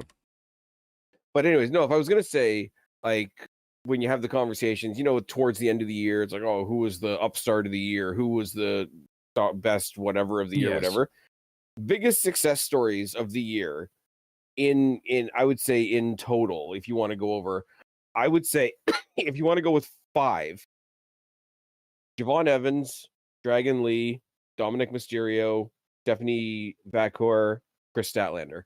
Yeah, I get But that. Dominic Mysterio, like the way he's over and the way the crowd these days is literally saying, no, fuck you. Make him the biggest dick you want to. We're still going to cheer for him. Yeah, have them settle the fuck in and let's do this. This is what we want. That's all there is. Yeah, he lost to Trick Willie and then won't want it back. Exactly. Winston, I agree, Sir MDB. Yeah, this has been pretty telling with AEW, and I don't quite know what they're getting at with this fatal four-way, but I think Lashley wins. We'll see what comes of it, but Jesus, that looks miserable. Hopefully, Lashley, when we get to Hangman. Dynamite, it gets better. Lashley Hangman. That's weird to look at. It is. I don't like Hangman. No. I don't know if I don't know if I've ever mentioned that. I don't at Blake all. Monroe is excellent. I really like her heel and all, and I enjoy Ethan Page even more. He's one of my favorites. So seeing the two of them here together, they both are like, look, we did a thing, and that's very funny. But holy hell, she said it's not. Oh no, she said it's not easy ruling North America, and she said I broke a nail, and he's bleeding. So She broke a nail and he's gushing from the forehead. That's one of the things about that match we didn't really talk about. He was busted open at some point. Like sometime in their brawl by the commentary table, by the time they got back in the ring, he was busted open. I never saw what busted him open. I did not catch it either, to be honest with you, initially. Again, to the visibility issue we spoke about. Mm-hmm. But especially at times, so it was difficult. He was out there catching flies. Let me go through I saw somebody on Twitter had a play-by-play, so let's see here.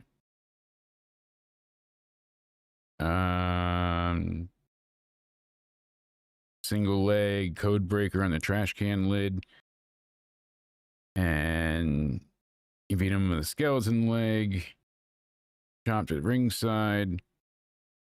That was kind of funny too when he choked him out with the fake skeleton leg. It was good.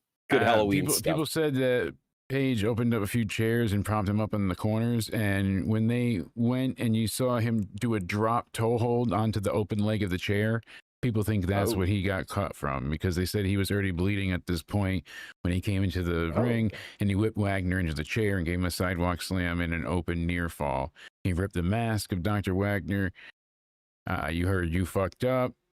We saw the old school code breaker. Yeah, so it seems to be the trash can lid was the culprit in the library all along. With the candlestick. No. All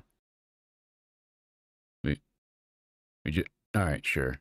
That's fine. Whatever. I mean, we just did all that investigatory work, but sure, you just want to throw it away. Sure. I get it. If you do not want to be spoiled, plug your ears, but I will let you know the results of Dominic Mysterio taking on Dragon Lee for the AAA Mega Championship. Ooh, can I guess? You may, sir. And still?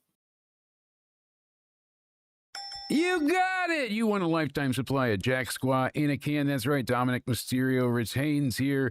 Doesn't look like they're going to be doing much with this. It was very like house show-esque, so it was just to have a whatever for their weekly or something on HBO Max in Mexico. They still have to finish out contracts and whatnot, but he gets confronted by El Hijo del Vikingo, so he did retain here, you can see. Vikingo's really short. Yes, very. I like Vikingo, but he's really short. Very entertaining, but like you said, not the man you're expecting it. So everybody's chanting Alberto, and he says, "Get over it" tonight. I think that's funny. Nice. Yeah, because he really had nothing to do with Dragon Lee it. is already a tag team champion, and his brother Wes is not in the company. Yeah, his and their father Brocco is very proud. Give me a hell yeah. Their father Brocco is very proud. Yes, he is. I'm gonna get the joke in. I don't care. It's tired in here. We're all exhausted. It's been a day. That's why I'm gonna make you crazy bastards go ahead and one by one Spaz. Let these beautiful people know where the hell they can find you, me, and everywhere in between, please, my friend. Oh my God. Go to YouTube, Rumble, Spotify, iTunes, Amazon, type in Spaz Phoenix Podcast. You will find me and 99 times out of 100 Jake's there with me, making me sound like I know what I'm doing. Follow me on Instagram or X at Spaz Phoenix as well. And yeah, we'll be back to preview something at some point, I'm sure. Saturday night's main event next weekend? Yes, indeed. We got it next There we go. weekend. Saturday night's main event. Going to be a blast. So Love a world heavyweight championship match where either winner is going to piss people off. yes, indeed. All the links in the description box down below, but you can see them there. All the friends of the show. We've got Cody, we've got Liz, we've got Spaz, we've got vidIQ and XSplit codes for discounts. We had the NXT card. We mentioned the Big Bad Wolf and Unidark. Thank you, Spaz, for being here, for hanging out, and joining Thanks for the having me, review. bud, as I yawn on stream. Cody O'Needy, 316. It is tired in here. Cody, Yes, ma'am. tell these sexy ma'am. people where they can find you. You sexy son of a You can bitch. find me over on my Twitter or X at Judgment Day Era. You can find me over on my YouTube. Yeah, I still haven't posted gaming content. My apologies, but that will happen soon. Sooner rather than later. Everybody go subscribe to Cody and he'll start Soon. posting stuff faster. Yeah. I say this Yeah, with you the know proof it. of nothing. Soon-ish, he That says. is true. That is true. If I get 20 subscribers, I don't know how many people are watching this. Oh but, my God, no! Look out! Jake has slipped into a dark state. I have. Ah, Ah. But Don't you forget can the find me- Instagram. Oh yeah, I'm not paid by them anymore. Thanks a lot, Jake. You got them pissed. At Cody_Oneedy_316. But if you're gonna be offended by little jokes, there. I thought it was chilly Oh, out. good God, You yeah! said If it was you're easily icy. offended, don't subscribe to my Instagram or my Twitter or, quite frankly, any of No, my shows. Might want to stay out of the end of summer sphere I'm if just, that upsets just you. as on there. Who cares anymore? If they're upset, they're upset. So like, Liv Morgan is pissed now because Jake made an ice joke about Dominic, and she's like, actually, Oh, no. and I guess someone sent the clip. So I'm not gonna support them. Oh, They're don't worry, easily Brody King will come with his 1,000 shitty T-shirts and save everybody. Yes, indeed. They know what they want. And when they want it. Hangman will stay home and protest commercials on the network that his show is on. I was bitching about that on your show the other night. Yeah, you were. and I were talking about it on our, Get preview to this fucked. and State of Wrestling. So make sure you guys go and check that out on the Spaz Phoenix YouTube channel. Thank you so very much. Tired of this makeup Yeah. shit. Yeah, exactly. I am like, I've got it on my lips. I'm done with it. I am the whiny bastard as a child that I didn't like the face painting. I didn't want shit on my face. And I'm like, well, I do have Okay, a before we go- costume for Friday. So I needed something Sure. tonight to stand out.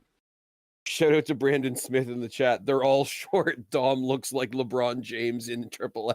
He looks massive, and that's the funny part. So, That's why Liz likes him. first we were Or the... not Liz, Liv. Sorry, Liv, Liz. ah! My bad. Oh, no, My Liv hates bad. Dirty Dom. She hates him with a passion. It's hilarious, but she does. So, He Gotta be offers free justified mustache somewhere. rides.